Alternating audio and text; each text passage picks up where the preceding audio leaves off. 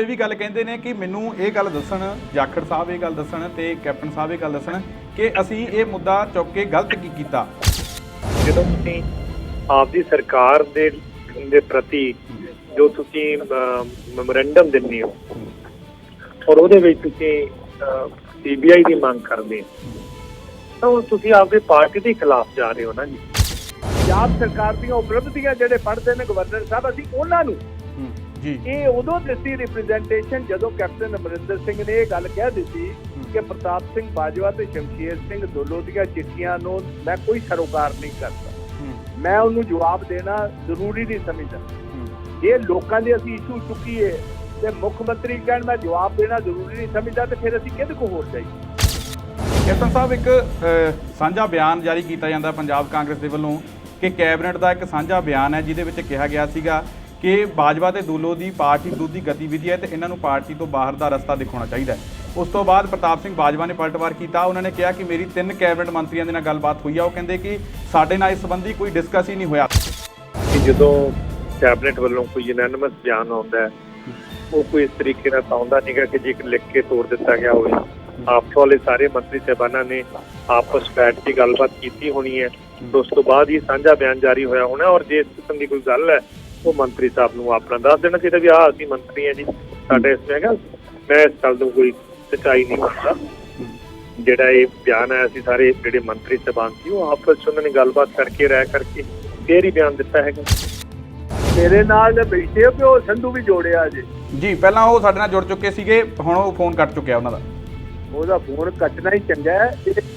ਇਹ ਅਮਰਿੰਦਰ ਸਿੰਘ ਦੇ ਟਾਊਟਾਂ ਨਾਲ ਮੈਂ ਗੱਲ ਨਹੀਂ ਕਰਨੀ ਜੀ, ਉਹ ਤਾਂ ਪਹਿਲਾਂ ਕੱਟ ਚੁੱਕੇ ਨੇ। ਜਿਨ੍ਹਾਂ ਦਾ ਕਾਂਗਰਸ ਦਾ ਬੈਕਗ੍ਰਾਉਂਡ ਹੈ ਉਹਨਾਂ ਨੂੰ ਸਾਡੇ ਸ਼ੋਅ ਤੇ ਬਿਠਾਇਆ ਕਰੋ। ਜੇ ਤੇ ਸਾਡੇ ਨਾਲ ਕਰਨੀ ਗੱਲ, ਇਹਨਾਂ ਨੂੰ ਪਹਿਲੇ ਸ਼ੋਅ ਤੋਂ ਬਾਹਰ ਕੱਢ ਦਿਆ ਕਰੋ।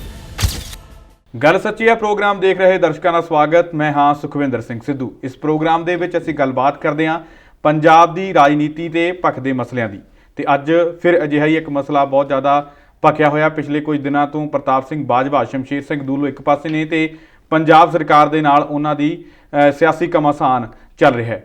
ਲਗਾਤਾਰ ਬਿਆਨਬਾਜ਼ੀਆਂ ਹੋ ਰਹੀਆਂ ਨੇ ਪ੍ਰਤਾਪ ਸਿੰਘ ਬਾਜਵਾ ਤੇ ਦੁੱਲੋ ਦੇ ਵੱਲੋਂ ਪੰਜਾਬ ਸਰਕਾਰ ਦੇ ਉੱਪਰ, ਖਾਸ ਕਰ ਸੁਨੀਲ ਜਾਖੜ ਅਤੇ ਕੈਪਟਨ ਅਮਰਿੰਦਰ ਸਿੰਘ ਦੇ ਉੱਪਰ ਬਿਆਨਬਾਜ਼ੀ ਕੀਤੀ ਜਾ ਰਹੀ ਹੈ। ਤਾਂ ਉਧਰ ਪਲਟਵਾਰ ਜਿਹੜਾ ਹੈਗਾ ਸੁਨੀਲ ਜਾਖੜ ਕਰਦੇ ਨੇ।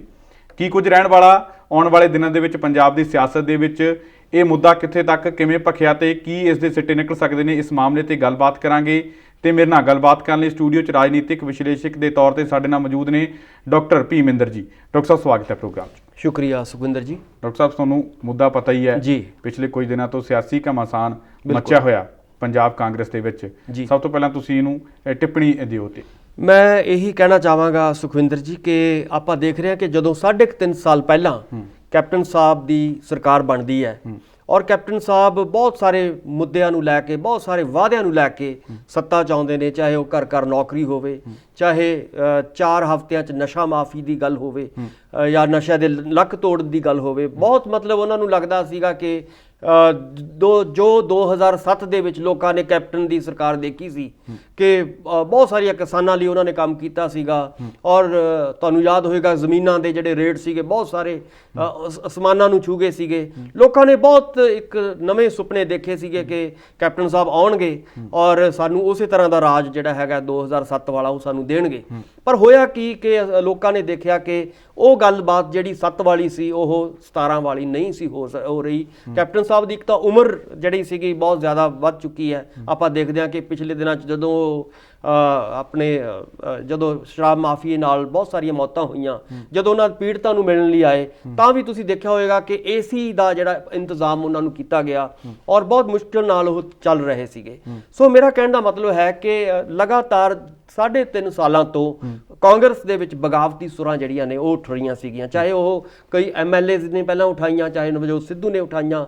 ਔਰ ਹੁਣ ਹੌਲੀ ਹੌਲੀ ਗੱਲ ਵੱਧਦੀ ਕੀ ਹੋ ਗਿਆ ਕਿ ਜਦੋਂ ਲਗਭਗ 125 ਜਿਹੜੀਆਂ ਸੀ ਅਣਾਈਆਂ ਮੌਤਾਂ ਸ਼ਰਾਬ ਮਾਫੀਆ ਦੇ ਰਾਹੀਂ ਹੋਈਆਂ, ਜਿਹਨੂੰ ਉਹਨਾਂ ਨੇ ਕਿਹਾ ਕਿ ਇਹ ਉਹਨਾਂ ਦਾ ਕਤਲ ਹੈ ਆਮ ਲੋਕਾਂ ਦਾ, ਤਾਂ ਉੱਥੋਂ ਜਿਹੜਾ ਹੈਗਾ ਇਹ ਗੱਲ ਬਹੁਤ ਵੱਧ ਗਈ ਔਰ ਲੋਕਾਂ ਦੇ ਵਿੱਚ ਨਿਰਾਸ਼ਾ ਜਦੋਂ ਪੈਦਾ ਹੋਈ ਤਾਂ ਉਹਦਾ ਫਾਇਦਾ ਦੁੱਲੋ ਸਾਹਿਬ ਨੇ ਬਾਜਵਾ ਸਾਹਿਬ ਨੇ ਉਠਾਇਆ ਕਿ ਹੁਣ ਮੌਕਾ ਹੈ, ਕਿਉਂ ਨਾ ਇਹਦੀ ਜਿਹੜੀ ਸ਼ਿਕਾਇਤ ਹੈ ਉਹ ਰਾਜਪਾਲ ਕੋਲੇ ਕੀਤੀ ਜਾਏ। ਉੱਪਰਲਾ ਜਿਹੜਾ ਇਹਨਾਂ ਦਾ ਦਿੱਲੀ ਦੀ ਸੈਂਟਰ ਜਿਹੜੀ ਸੱਤਾ ਹੈ ਉਹ ਜਿਹੜੀ ਹੈਗੀ ਆ ਉਹਨਾਂ ਕੋਲੇ ਅਰਜ਼ੀਆਂ ਦਿੱਤੀਆਂ ਗਈਆਂ, ਬਹੁਤ ਸਾਰਾ ਮਤਲਬ ਉਹਨਾਂ ਨੇ ਮੀਡੀਆ 'ਚ ਆ ਕੇ ਜਿਹੜਾ ਹੈਗਾ ਰੌਲਾ ਪਾਇਆ। ਪਰ ਜਿਹਨੂੰ ਆਪਾਂ ਕਹਿੰਦੇ ਆ ਕਿ ਅਨੁਸ਼ਾਸਨ ਦੇ ਨਾਂ ਦੇ ਉੱਤੇ ਜਿਹੜੇ ਜਾਖੜ ਸਾਹਿਬ ਨੇ, ਪ੍ਰਧਾਨ ਨੇ ਕਾਂਗਰਸ ਦੇ ਪੰਜਾਬ ਦੇ, ਉਹਨਾਂ ਨੇ ਕਿਹਾ ਕਿ ਇਹਨਾਂ ਨੂੰ ਇਸ ਬਿਨਾਂ ਦੇ ਉੱਤੇ ਕਿ ਇਹ ਅਨੁਸ਼ਾਸਨ ਭੰਗ ਕੀਤਾ ਹੈ, ਉਹਨਾਂ ਨੇ ਇਹਨਾਂ ਨੂੰ ਮਤਲਬ ਬਰਖਾਸਤ ਕਰਨ ਦੀ ਜਿਹੜੀ ਹੈਗੀ ਹੈ ਤਾਇਦ ਕੀਤੀ ਕਿ ਬਰਖਾਸਤ ਹੋਣੇ ਚਾਹੀਦੇ ਨੇ, ਪਾਰਟੀ ਤੋਂ ਬਾਹਰ ਜਾਣੇ ਚਾਹੀਦੇ ਨੇ। ਪਰ ਡਾਕਟਰ ਸਾਹਿਬ ਗਲਤ ਕੀ ਹੈ? ਕਿਉਂਕਿ ਰਸਤਾ ਨਹੀਂ ਸੀ ਕੋਈ ਰਹਿ ਗਿਆ ਸ਼ਾਇਦ ਬਾਜਵਾ ਹੋਣਾ ਕੋਲੇ। ਮਿਲਦੇ ਕੈਪਟਨ ਸਾਹਿਬ ਕਹਿੰਦੇ ਹੈ ਨਹੀਂ, ਚਿੱਠੀ ਦਾ ਉਹ ਜਵਾਬ ਨਹੀਂ ਦਿੰਦੇ, ਨਾ ਤਾਂ ਉਹ ਉਹਨਾਂ ਦੀ ਚਿੱਠੀ ਪੜ੍ਹਦਾ ਹੀ ਆ। ਫਿਰ ਉਹਨਾਂ ਦੇ ਕੋਲ ਕੋਈ ਇਸ ਤੋਂ ਇਲਾਵਾ ਰਸਤਾ ਵੀ ਨਹੀਂ ਤਾਂ ਰਹਿ ਗਿਆ ਸੀਗਾ, ਤੇ ਇਹਦੇ ਵਿੱਚ ਬਗਾਵਤੀ ਸੁਰਾਂ ਕੀ ਨੇ? ਆਪਾਂ ਜਦੋਂ ਦੇਖਦੇ ਹਾਂ ਨਾ ਬਾਜਵਾ ਸਾਹਿਬ ਜਾਂ ਦੁੱਲੋ ਸਾਹਿਬ ਦੀ ਪਿਛਲੇ ਲਗਭਗ 2 ਜਾਂ 3 ਸਾਲਾਂ ਤੋਂ ਇਹਨਾਂ ਦੀ ਕਾਰਵਾਈ ਲਗਾਤਾਰ ਬੋਲਦੇ ਨੇ। ਇਹ ਨਹੀਂ ਕਿ ਪਹਿਲਾ ਮੁੱਦਾ ਹੈ ਇਹਨਾਂ ਨੇ ਉਠਾ ਲਿਆ ਤੇ ਸਿਰਫ ਉਹ ਰਾਜਪਾਲ ਨੂੰ ਇਹਨਾਂ ਨੇ ਅੱਗੇ ਪੱਤਰ ਲਿਖਤਾ ਜਾਂ ਉਹਨਾਂ ਨੂੰ, ਹਾਲਾਂਕਿ ਪਹਿਲਾਂ ਇਹ ਪੱਤਰ ਸੀਐਮ ਨੂੰ ਲਿਖਦੇ ਰਹੇ, ਪਹਿਲਾਂ ਵੀ ਲਿਖਦੇ ਰਹੇ ਨੇ। ਇਹਦਾ ਮਤਲਬ ਹੈ ਕਿ ਆਵਾਜ਼ਾਂ ਉਹ ਉਠਾਉਂਦੇ ਰਹੇ ਨੇ। ਜੋ ਵੀ ਗਲਤ ਕਾਰਵਾਈ ਹੁੰਦੀ ਹੈ, ਜੋ ਵੀ ਜਿਵੇਂ ਮੈਂ ਕਿਹਾ ਕਿ ਕੈਪਟਨ ਸਾਹਿਬ ਵਾਅਦੇ ਕਰਕੇ ਆਏ ਸੀਗੇ, ਜਦੋਂ ਲੋਕਾਂ ਨੂੰ ਲੱਗਦਾ ਹੈ ਕਿ ਵਾਅਦੇ ਜਿਹੜੇ ਹੈਗੇ ਪੂਰੇ ਨਹੀਂ ਹੋ ਰਹੇ ਤਾਂ ਇਹ ਲੋਕਾਂ ਦੀ ਆਵਾਜ਼ ਬਣਦੇ ਰਹੇ ਨੇ ਬਾਜਵਾ ਸਾਹਿਬ ਲਗਾਤਾਰ। ਔਰ ਇਦਾਂ ਹੀ ਦੁੱਲੋ ਸਾਹਿਬ ਦਾ ਆਪਾਂ ਦੇਖ ਰਹੇ ਹਾਂ ਕਿ ਇਹਨੂੰ ਕਈ ਵਾਰੀ ਕਈ ਸਿਆਸੀ ਜਿਹੜੇ ਮਾਹਿਰ ਨੇ ਉਹ ਵੀ ਕਹਿ ਦਿੱਤਾ ਜਾਂਦਾ ਕਿ ਪੁਰਾਣੀ ਇਹਨਾਂ ਦੀ ਜਿਹੜੀ ਰੰਜਿਸ਼ ਹੈ, ਜਦੋਂ ਇਹ ਪ੍ਰਧਾਨ ਬਣੇ ਕਾਂਗਰਸ ਦੇ ਦੋਨੋਂ, ਚਾਹੇ ਦੁੱਲੋ ਸਾਹਿਬ ਚਾਹੇ ਬਾਜਵਾ ਸਾਹਿਬ, ਜਦੋਂ ਵੀ ਪ੍ਰਧਾਨ ਬਣੇ ਨੇ ਉਦੋਂ ਦੀ ਕਿਤੇ ਨਾ ਕਿਤੇ ਇਹਨਾਂ ਦੀ ਰੰਜਿਸ਼ ਚੱਲੀ ਆ ਰਹੀ ਸੀਗੀ। ਕਈ ਮਾਹਿਰ ਇਹ ਵੀ ਕਹਿ ਦਿੱਤਾ ਜਾਂਦਾ ਹੈ। ਪਰ ਮੈਨੂੰ ਲੱਗਦਾ ਹੈ ਕਿ ਜਿਹੜੀਆਂ ਇਸ ਵੇਲੇ ਉਹ ਮੁੱਦੇ ਉਠਾ ਰਹੇ ਨੇ ਉਹਨਾਂ ਉੱਤੇ ਗੌਰ ਕਰਨਾ ਚਾਹੀਦਾ, ਔਰ ਖਾਸ ਤੌਰ ਤੇ ਜਿਹੜੇ ਵੀ ਵਾਅਦੇ ਉਹਨਾਂ ਨੇ ਕੀਤੇ ਨੇ, 129 ਜਿਹੜਾ ਪੰਨਿਆਂ ਦਾ ਜਿਹੜਾ ਉਹਨਾਂ ਦਾ ਮੈਨੀਫੈਸਟੋ ਸੀਗਾ, ਜਦੋਂ ਉਹ ਗੱਲ ਕਰਦੇ ਨੇ ਕਿ ਇਹਨਾਂ ਦੇ ਵਾਅਦੇ ਜਿਹੜੇ ਪੂਰੇ ਨਹੀਂ ਹੋਏ ਲੋਕਾਂ ਦੇ, ਕਿਉਂਕਿ ਹੁਣ ਵੱਡੀ ਗੱਲ ਹੈ ਸੁਖਵਿੰਦਰ ਜੀ ਕਿ ਲਗਭਗ 1.5 ਸਾਲ ਜਿਹੜਾ ਹੈਗਾ ਉਹ ਅਗਲੀਆਂ ਇਲੈਕਸ਼ਨ ਆ ਰਹੀਆਂ ਨੇ, ਔਰ ਅਗਲੀਆਂ ਇਲੈਕਸ਼ਨਾਂ ਨੂੰ ਧਿਆਨ ਵਿੱਚ ਰੱਖ ਕੇ ਇਹ ਸਾਰੀ ਜਿਹੜੀ ਹੈਗੀ ਗੱਲਬਾਤ ਹੋ ਰਹੀ ਹੈ। ਔਰ ਉਹਦੇ ਵਿੱਚ ਕਾਂਗਰਸ ਨੂੰ ਆਪਾਂ ਜਦੋਂ ਕਾਂਗਰਸ ਦੀ ਪੋਜੀਸ਼ਨ ਦੇਖਦੇ ਹਾਂ ਇਸ ਵੇਲੇ, ਚਾਹੇ ਨੈਸ਼ਨਲ ਲੈਵਲ ਤੇ ਜਾਂ ਰਾਸ਼ਟਰ ਲੈਵਲ ਤੇ ਜਦੋਂ ਦੇਖਦੇ ਹਾਂ, ਤਾਂ ਬਹੁਤ ਸਾਰੀਆਂ ਸਟੇਟਾਂ ਦੇ ਵਿੱਚ ਕਾਂਗਰਸ ਜਿਹੜੀ ਹੈਗੀ ਹੈ ਲਗਾਤਾਰ ਉਹ ਗਿਰ ਰਹੀ ਹੈ। ਤੁਸੀਂ ਪਹਿਲਾਂ ਐਮਪੀ ਦੀ ਗੱਲ ਹੋਏਗੀ, ਫਿਰ ਰਾਜਸਥਾਨ ਜਦੋਂ ਉਹਨਾਂ ਨੂੰ ਲੱਗਦਾ ਹੈ ਕਿ ਜਾ ਰਿਹਾ ਹੈ, ਤਾਂ ਕਿਤੇ ਨਾ ਕਿਤੇ ਉਹਦਾ ਅਸਰ ਜਿਹੜਾ ਹੈਗਾ ਨੈਸ਼ਨਲ ਪੋਲਿਟਿਕਸ ਦਾ ਅਸਰ, ਨੈਸ਼ਨਲ ਦੇ ਵਿੱਚ ਜਿਹੜੀ ਕਾਂਗਰਸ ਦੀ ਜਿਹੜੀ ਇਸ ਵੇਲੇ ਪੋਜੀਸ਼ਨ ਹੈ ਉਹਦਾ ਜਿਹੜੀ ਹੈਗੀ ਹੈ ਕਮਜ਼ੋਰੀ ਦਾ ਫਾਇਦਾ ਜਿਹੜਾ ਹੈਗਾ ਇਹ ਜਿਹੜਾ ਹੈਗਾ ਪੰਜਾਬ ਦੇ ਵਿੱਚ ਤੁਹਾਨੂੰ ਅਸਰ ਅੰਦਾਜ਼ ਜਿਹੜਾ ਹੈਗਾ ਉਹ ਹੋ ਰਿਹਾ। ਔਰ ਉਹਦੇ ਕਰਕੇ ਬਾਜਵਾ ਸਾਹਿਬ ਔਰ ਦੁੱਲੋ ਸਾਹਿਬ ਵਰਗੇ ਜਿਹੜੇ ਨੇ ਉਹਨਾਂ ਨੂੰ ਮੌਕਾ ਮਿਲ ਰਿਹਾ ਹੈ ਕਿ ਉਹ ਕਿਵੇਂ ਨਾ ਕਿਵੇਂ ਉਹਨਾਂ ਦੇ ਭਾਵੇਂ ਇਹ ਗੱਲਾਂ ਬਹੁਤ ਸੱਚੀਆਂ ਕਰ ਰਹੇ ਨੇ, ਬਹੁਤ ਹਕੀਕਤਾਂ ਜੋ ਇਸ ਵੇਲੇ ਪੰਜਾਬ ਦੀਆਂ ਨੇ। ਦੁੱਲੋ ਸਾਹਿਬ ਨੇ ਕਿਹਾ ਸੀ, ਦੁੱਲੋ ਸਾਹਿਬ ਕਹਿੰਦੇ ਸੀ ਕਿ ਕੈਪਟਨ ਅਮਰਿੰਦਰ ਸਿੰਘ ਮੁੱਖ ਮੰਤਰੀ ਦੇ ਤੌਰ ਤੇ ਕੰਮ ਨਹੀਂ ਕਰਦੇ, ਡਿਕਟੇਟਰ ਦੇ ਤੌਰ ਤੇ ਕੰਮ ਕਰ ਰਿਹਾ ਪਾਰਟੀ ਦੇ ਵਿੱਚ। ਤਾਂ ਮਤਾ ਪਾਸ ਕੀਤਾ ਗਿਆ, ਇੱਕ ਸਾਂਝਾ ਬਿਆਨ ਜਾਰੀ ਕੀਤਾ ਗਿਆ ਕਿ ਜਿਸ ਨੂੰ ਰੂਪ ਦਿੱਤਾ ਗਿਆ ਕਿ ਕੈਬਨਿਟ ਦੇ ਵੱਲੋਂ, ਪੂਰੀ ਕੈਬਨਿਟ ਦੇ ਵੱਲੋਂ ਇਹ ਮਤਾ ਪਾਸ ਕੀਤਾ ਗਿਆ ਕਿ ਇਹਨਾਂ ਦੋਨੋਂ ਨੂੰ, ਦੁੱਲੋ ਨੂੰ ਤੇ ਬਾਜਵਾ ਨੂੰ ਪਾਰਟੀ ਚੋਂ ਬਾਹਰ ਕਰ ਦਿੱਤਾ ਜਾਵੇ। ਪਰ ਉਸ ਤੋਂ ਬਾਅਦ ਬਾਜਵਾ ਦਾ ਬਿਆਨ ਆਉਂਦਾ, ਉਹਨਾਂ ਨੇ ਕਿਹਾ ਕਿ ਮੇਰੀ 3 ਕੈਬਨਿਟ ਮੰਤਰੀਆਂ ਦੇ ਨਾਲ ਗੱਲਬਾਤ ਹੋਈ ਹੈ, ਉਹਨਾਂ ਨੇ ਸਾਨੂੰ ਦੱਸਿਆ ਕਿ ਇਸ ਵਿਸ਼ੇ ਤੇ ਸਾਡੀ ਕਿਸੇ ਦੀ ਵੀ ਆਪਸੀ ਗੱਲਬਾਤ ਹੋਈ ਨਹੀਂ। ਤਾਂ ਕਿਤੇ ਨਾ ਕਿਤੇ ਦੁੱਲੋ ਦਾ ਬਿਆਨ ਸੱਚਾ ਤਾਂ ਨਹੀਂ ਲੱਗ ਰਿਹਾ। ਇਹੀ ਮੈਂ ਕਹਿਣਾ ਚਾਹਣਾ ਕਿ ਇਸ ਵੇਲੇ ਜਿਹੜੀ ਨੈਸ਼ਨਲ ਲੈਵਲ ਦੀ ਜਿਹੜੀ ਲੀਡਰਸ਼ਿਪ ਹੈ ਕਾਂਗਰਸ ਦੀ, ਇਹੀ ਮੈਂ ਬਹੁਤ ਦਰਸ਼ਕਾਂ ਨੂੰ ਆਪਾਂ ਦੱਸਣਾ ਚਾਹੁੰਦੇ ਹਾਂ ਕਿ ਬਹੁਤ ਇਸ ਵੇਲੇ ਉਹ ਬੈਕਫੁੱਟ ਤੇ ਹੈ, ਬਹੁਤ ਕਮਜ਼ੋਰ ਹੋ ਚੁੱਕੀ ਹੈ ਜਿਹੜੀ ਨੈਸ਼ਨਲ ਲੈਵਲ ਦੀ। ਜੇ ਕੋਈ ਨੈਸ਼ਨਲ ਲੈਵਲ ਤੇ ਇਹਨਾਂ ਦੀ ਸ਼ਿਕਾਇਤ ਜਾਂਦੀ ਹੈ ਸੈਂਟਰ ਕਮੇਟੀ ਦੇ ਉੱਤੇ, ਤਾਂ ਉਹਦਾ ਕੋਈ ਬਹੁਤਾ ਅਸਰ ਨਹੀਂ ਪੈਣ ਵਾਲਾ। ਮੈਂ ਇਹ ਕਹਿਣਾ ਚਾਹੁੰਦਾ ਕਿ ਜਿਹੜਾ ਦੁੱਲੋ ਸਾਹਿਬ ਦਾ ਜਦੋਂ ਤੁਸੀਂ ਇਸ਼ਾਰਾ ਕਰ ਰਹੇ ਹੋ, ਦੁੱਲੋ ਸਾਹਿਬ ਠੀਕ ਨੇ ਕਿ ਉਹ ਦੁੱਲੋ ਸਾਹਿਬ ਨੂੰ ਕੱਢਣ ਕਢਾਉਣ ਦੀ ਗੱਲ ਜਾਂ ਬਾਜਵਾ ਸਾਹਿਬ ਨੂੰ ਕੱਢਣ ਕਢਾਉਣ ਦੀ ਗੱਲ, ਇਹ ਬਹੁਤ ਦੂਰ ਦੀਆਂ ਗੱਲਾਂ ਨੇ। ਇਸ ਵੇਲੇ ਕੀ ਹੋਏਗਾ ਕਿ ਜਿਵੇਂ ਕਈ ਵਾਰੀ ਇੱਕ ਇਹ ਵੀ ਸੋਚਿਆ ਜਾਂਦਾ ਹੈ ਕਿ ਸੈਂਟਰ ਹਮੇਸ਼ਾ ਹੀ ਜਿਹੜਾ ਵੀ ਇੱਥੋਂ ਦਾ ਮੁੱਖ ਮੰਤਰੀ ਹੁੰਦਾ ਉਹਦੇ ਪੈਰਲਲ ਇੱਕ ਬੰਦੇ ਨਵੇਂ ਖੜੇ ਕਰਦੀ ਹੈ ਔਰ ਉਹਨਾਂ ਦੇ ਉੱਤੇ ਪ੍ਰੈਸ਼ਰ ਬਣਾ ਕੇ ਰੱਖਣ ਦੇ ਲਈ, ਤਾਂ ਕਿ ਉਹ ਖੁੱਲਾ ਨਾ ਰਵੇ। ਇੱਕ ਸਮਾਂ ਸੀ ਜਦੋਂ ਭੱਠਲ ਦੇ ਨਾਲ ਵੀ ਤੁਸੀਂ ਉਹ ਸਾਰਾ ਦੇਖਿਆ ਹੋਵੇਗਾ ਕਿ ਕਾਂਗਰਸ ਦਾ ਇੱਕ ਕਲਚਰ ਵੀ ਰਿਹਾ। ਆਪਾਂ ਦੇਖ ਸਕਦੇ ਹਾਂ ਕਿ ਕਾਂਗਰਸ ਦੇ ਵਿੱਚ ਕੀ ਹੁੰਦਾ ਕਿ ਪਰ ਇਸ ਸਮੇਂ ਬਹੁਤ ਜ਼ਿਆਦਾ ਅਜਿਹੇ ਬੰਦੇ ਖੜੇ ਹੋ ਚੁੱਕੇ ਆ। ਪਹਿਲਾਂ ਭੱਠਲ ਸੀ, ਸ਼ਾਇਦ ਇਸ ਵਾਰੀ ਉਹਨਾਂ ਨੇ ਨਹੀਂ ਅਜਿਹਾ ਕੋਈ ਕੰਮ ਕੀਤਾ, ਪਰ ਇਸ ਵਕਤ ਨਵਜੋਤ ਸਿੰਘ ਸਿੱਧੂ ਨੂੰ ਵੀ ਉਸੇ ਰੂਪ ਦੇ ਵਿੱਚ ਦੇਖਿਆ ਜਾ ਰਿਹਾ। ਸ਼ਮਸ਼ੇਰ ਸਿੰਘ ਦੂਲੋ ਹੋ ਗਏ, ਫਿਰ ਪ੍ਰਤਾਪ ਸਿੰਘ ਬਾਜਵਾ ਹੋ ਗਏ, ਲਗਾਤਾਰ ਵੱਧ ਰਹੀ ਹੈ ਇਹਨਾਂ ਦੀ ਜਿਹੜੀ ਖਟਾਸ। ਇਹੀ ਮੈਂ ਕਹਿਣਾ ਕਿ ਤੁਸੀਂ ਦੇਖੋਗੇ ਕਿ 3.5 ਸਾਲ ਅਜੇ ਤਾਂ ਦੇਖੋ, ਕਈ ਵਾਰੀ ਕੀ ਹੁੰਦਾ ਕਿ ਬਹੁਤ ਦੇਰ ਬਾਅਦ ਬਗਾਵਤੀ ਸੁਰਾਂ ਉੱਠਦੀਆਂ ਨੇ, ਪਰ ਅਸੀਂ ਕੈਪਟਨ ਦਾ ਜਿਹੜਾ ਇਹ ਮੌਜੂਦਾ ਦੌਰ ਹੈ 3.5 ਸਾਲਾਂ ਤੋਂ ਜਦੋਂ ਅਸੀਂ ਦੇਖਦੇ ਹਾਂ, ਤਾਂ ਤੁਸੀਂ 2 ਮਹੀਨਿਆਂ ਬਾਅਦ ਹੀ ਜਿਹੜੇ ਨੇ ਦਿੜਬਾ ਦੇ MLA ਉਹਨਾਂ ਨੇ ਸ਼ੁਰੂ ਕਰਤਾ ਸੀਗਾ। ਦਿੜਬਾ ਤੋਂ ਜਿਹੜੇ ਬਾਅਦ ਦੇ ਵਿੱਚ ਅਲੱਗ ਜਿਹੜੀ ਹੈਗੀ ਆ ਲੜੇ ਨੇ ਚੋਣ, ਸੋ ਮੇਰਾ ਕਹਿਣ ਦਾ ਮਤਲਬ ਹੈ ਲਗਾਤਾਰ ਬਗਾਵਤੀ ਸੁਰਾਂ ਜਿਹੜੀਆਂ ਨੇ ਇਹਨਾਂ ਦੇ ਖਿਲਾਫ ਉੱਠਦੀਆਂ ਰਹੀਆਂ ਨੇ ਔਰ ਉਹ ਵੱਧਦੀਆਂ ਹੁਣ ਜਿਹੜਾ ਹੈਗਾ ਇਹ ਵਧੀਆਂ ਨੇ। ਔਰ ਜੇ ਇਹਨਾਂ ਦੇ ਨਾਲ ਕਿਤੇ ਨਾ ਕਿਤੇ ਨਵਜੋਤ ਸਿੰਘ ਸਿੱਧੂ ਜਿਹੜਾ ਤੁਸੀਂ ਕਿਹਾ ਕਿ ਜੇ ਉਹ ਧੜਾ ਨਾਲ ਰਲਦਾ ਹੈ ਤਾਂ ਇੱਕ ਬਹੁਤ ਵੱਡਾ ਜਿਹੜਾ ਹੈਗਾ ਧੜਾ ਪੰਜਾਬ ਦੀ ਕਾਂਗਰਸ ਦੇ ਵਿੱਚ ਉਹ ਜਿਹੜਾ ਹੈਗਾ ਬਗਾਵਤ ਦਾ ਬਿਗਲ ਵਜਾਏਗਾ ਔਰ ਇਹ ਕੈਪਟਨ ਦੇ ਲਈ ਕਾਫੀ ਜਿਹੜਾ ਹੈਗਾ ਇੱਕ ਚੈਲੰਜ ਹੋਏਗਾ ਆਉਣ ਵਾਲੇ ਸਮੇਂ ਦੇ ਵਿੱਚ। ਇਹ ਜਿਸ ਤਰੀਕੇ ਨਾਲ ਬਾਜਵਾ ਨੇ ਕਿਹਾ ਕਿ 3 ਮੰਤਰੀਆਂ ਨਾਲ ਗੱਲ ਹੋਈ ਹੈ ਕਿ ਕੈਬਨਿਟ ਦੇ ਵਿੱਚ ਇਹ ਗੱਲਬਾਤ ਹੋਈ ਨਹੀਂ, ਤਾਂ ਇਸ ਤੋਂ ਤੁਹਾਨੂੰ ਕਿਵੇਂ ਲੱਗਦਾ ਕਿ ਧੱਕੇ ਨਾਲ ਇਹ ਜਿਹੜਾ ਆਪਣੇ ਤੌਰ ਤੇ ਹੀ ਕੀਤਾ? ਬਿਲਕੁਲ ਮੈਨੂੰ ਇਹ ਲੱਗਦਾ ਹੈ ਕਿ ਦੇਖੋ ਮੈਂ ਨਹੀਂ ਕਹਿੰਦਾ ਕਿ ਅਨੁਸ਼ਾਸਨ ਜਿਹੜਾ ਹੈਗਾ ਪਾਰਟੀ ਦੇ ਵਿੱਚ ਨਹੀਂ ਹੋਣਾ ਚਾਹੀਦਾ, ਅਨੁਸ਼ਾਸਨ ਹੋਣਾ ਚਾਹੀਦਾ, ਪਰ ਜਿਵੇਂ ਬਾਜਵਾ ਸਾਹਿਬ ਇਹ ਕਹਿ ਰਹੇ ਨੇ ਕਿ ਅਸੀਂ ਅਨੁਸ਼ਾਸਨ ਮੰਨਿਆ ਸੀਗਾ ਪਹਿਲਾਂ, ਅਸੀਂ ਬਕਾਇਦਾ ਤੌਰ ਤੇ ਚਿੱਠੀਆਂ ਲਿਖੀਆਂ ਨੇ ਕੈਪਟਨ ਸਾਹਿਬ ਨੂੰ, ਪਰ ਜਦੋਂ ਉਸ ਉਹਨਾਂ ਚਿੱਠੀਆਂ ਦਾ ਕੋਈ ਜਵਾਬ ਨਹੀਂ ਮਿਲਿਆ ਤਾਂ ਹੀ ਸਾਨੂੰ ਮਜਬੂਰੀ ਬਸ ਜਿਹੜਾ ਹੈਗਾ ਪ੍ਰੈਸ ਵਿੱਚ ਜਾਣਾ ਪਿਆ, ਸਾਨੂੰ ਸੈਂਟਰ ਕਮੇਟੀ ਦੇ ਨਾਲ ਰਾਬਤਾ ਕਾਇਮ ਕਰਨਾ ਪਿਆ, ਸਾਨੂੰ ਹੋਰ ਗੱਲਾਂ ਕਰਨੀਆਂ ਪਈਆਂ। ਮੈਨੂੰ ਲੱਗਦਾ ਹੈ ਕਿ ਜੇ ਕੈਪਟਨ ਸਾਹਿਬ ਸਿਆਣੇ ਹੁੰਦੇ ਤਾਂ ਲਾਜ਼ਮੀ ਤੌਰ ਤੇ ਜਦੋਂ ਇਹ ਬਗਾਵਤੀ ਸੁਰਾਂ ਉੱਠ ਰਹੀਆਂ ਸੀਗੀਆਂ ਅੱਜ ਤੋਂ 1.5-2 ਸਾਲ ਪਹਿਲਾਂ ਲਗਾਤਾਰ ਉਹ ਜਦੋਂ ਆਪਣੇ ਆਵਾਜ਼ ਬੁਲੰਦ ਕਰਕੇ ਉਦੋਂ ਕੁਝ ਨਾ ਕੁਝ ਉਹਨਾਂ ਨੂੰ ਕੰਟਰੋਲ ਕਰਨਾ ਚਾਹੀਦਾ ਸੀ, ਪਰ ਉਹਨਾਂ ਨੂੰ ਲੱਗਿਆ ਕਿ ਇਹਨਾਂ ਨਾਲ ਕੁਝ ਨਹੀਂ ਹੋਣਾ, ਮੈਂ ਪਰਵਾਹ ਨਹੀਂ ਕਰਾਂਗਾ। ਜਿਵੇਂ ਆਪਾਂ ਨੂੰ ਪਤਾ ਹੈ ਕਿ ਕੈਪਟਨ ਸਾਹਿਬ ਦੀ ਜਿਹੜੀ ਇੱਕ ਆਦਤ ਹੈ ਕਿ ਉਹ ਉਹਨਾਂ ਦੇ ਨਾਲ ਕਿ ਉਹਨਾਂ ਦੇ ਅੰਦਰੋਂ ਇੱਕ ਫੌਜੀ ਵੀ ਬੋਲਦਾ ਹੈ, ਉਹ ਲਗਾਤਾਰ ਕਹਿੰਦੇ ਨੇ ਕਿ ਮੈਂ ਤਾਂ ਬੁਨਿਆਦੀ ਤੌਰ ਤੇ ਇੱਕ ਫੌਜੀ ਹਾਂ, ਸਿਪਾਹੀ ਹਾਂ, ਅੜੀਅਲ ਮਤਲਬ ਕਹਿਣ ਤੋਂ ਭਾਵ ਜਿਹੜਾ ਅੜੀਅਲ ਰਵੱਈਆ ਹੈ ਇਹ ਸਿਆਸਤ ਦੇ ਵਿੱਚ ਜਦੋਂ ਤੁਸੀਂ ਆਉਂਦੇ ਹੋ ਤਾਂ ਇਹ ਬਹੁਤਾ ਮਤਲਬ ਕੋਈ ਵਧੀਆ ਇਹਨੂੰ ਸੁਭਾਅ ਨਹੀਂ ਮੰਨਿਆ ਜਾਂਦਾ ਜਿਹੜਾ ਹੈਗਾ। ਇਸ ਕਰਕੇ ਕੈਪਟਨ ਸਾਹਿਬ ਨੂੰ ਜਦੋਂ ਵੀ ਕੋਈ ਇਦਾਂ ਦੀਆਂ ਹੁਣ ਮੰਨ ਲਓ ਆਪਾਂ ਸਾਡੇ ਕੋਲ ਐਗਜ਼ਾਮਪਲ ਨੇ ਨਵਜੋਤ ਸਿੱਧੂ ਹੋਰਾਂ ਦੀ, ਨਵਜੋਤ ਸਿੱਧੂ ਹੋਰੀ ਲਗਾਤਾਰ ਪਿਛਲੇ ਲੰਮੇ ਸਮੇਂ ਤੋਂ ਆਵਾਜ਼ ਉਠਾ ਰਹੇ ਨੇ, ਪਰ ਕਿਉਂਕਿ ਉਹਨਾਂ ਨੂੰ ਵੀ ਲਗਾਤਾਰ ਦਬਾਇਆ ਜਾ ਰਿਹਾ ਹੈ। ਇੱਥੇ ਸਾਡੇ ਨਾਲ ਮੈਂ ਤੁਹਾਨੂੰ ਰੋਕਣਾ ਚਾਹਾਂਗਾ, ਇੱਥੇ ਸਾਡੇ ਨਾਲ ਪ੍ਰੋਗਰਾਮ ਦੇ ਵਿੱਚ ਕੈਪਟਨ ਅਮਰਿੰਦਰ ਸਿੰਘ ਦੇ ਸਿਆਸੀ ਸਲਾਹਕਾਰ ਕੈਪਟਨ ਸੰਦੀਪ ਸੰਧੂ ਜੁੜ ਚੁੱਕੇ ਨੇ, ਉਹਨਾਂ ਨਾਲ ਗੱਲਬਾਤ ਕਰਦੇ ਹਾਂ। ਸੰਧੂ ਸਾਹਿਬ ਸਵਾਗਤ ਹੈ ਪ੍ਰੋਗਰਾਮ 'ਚ ਤੁਹਾਡਾ।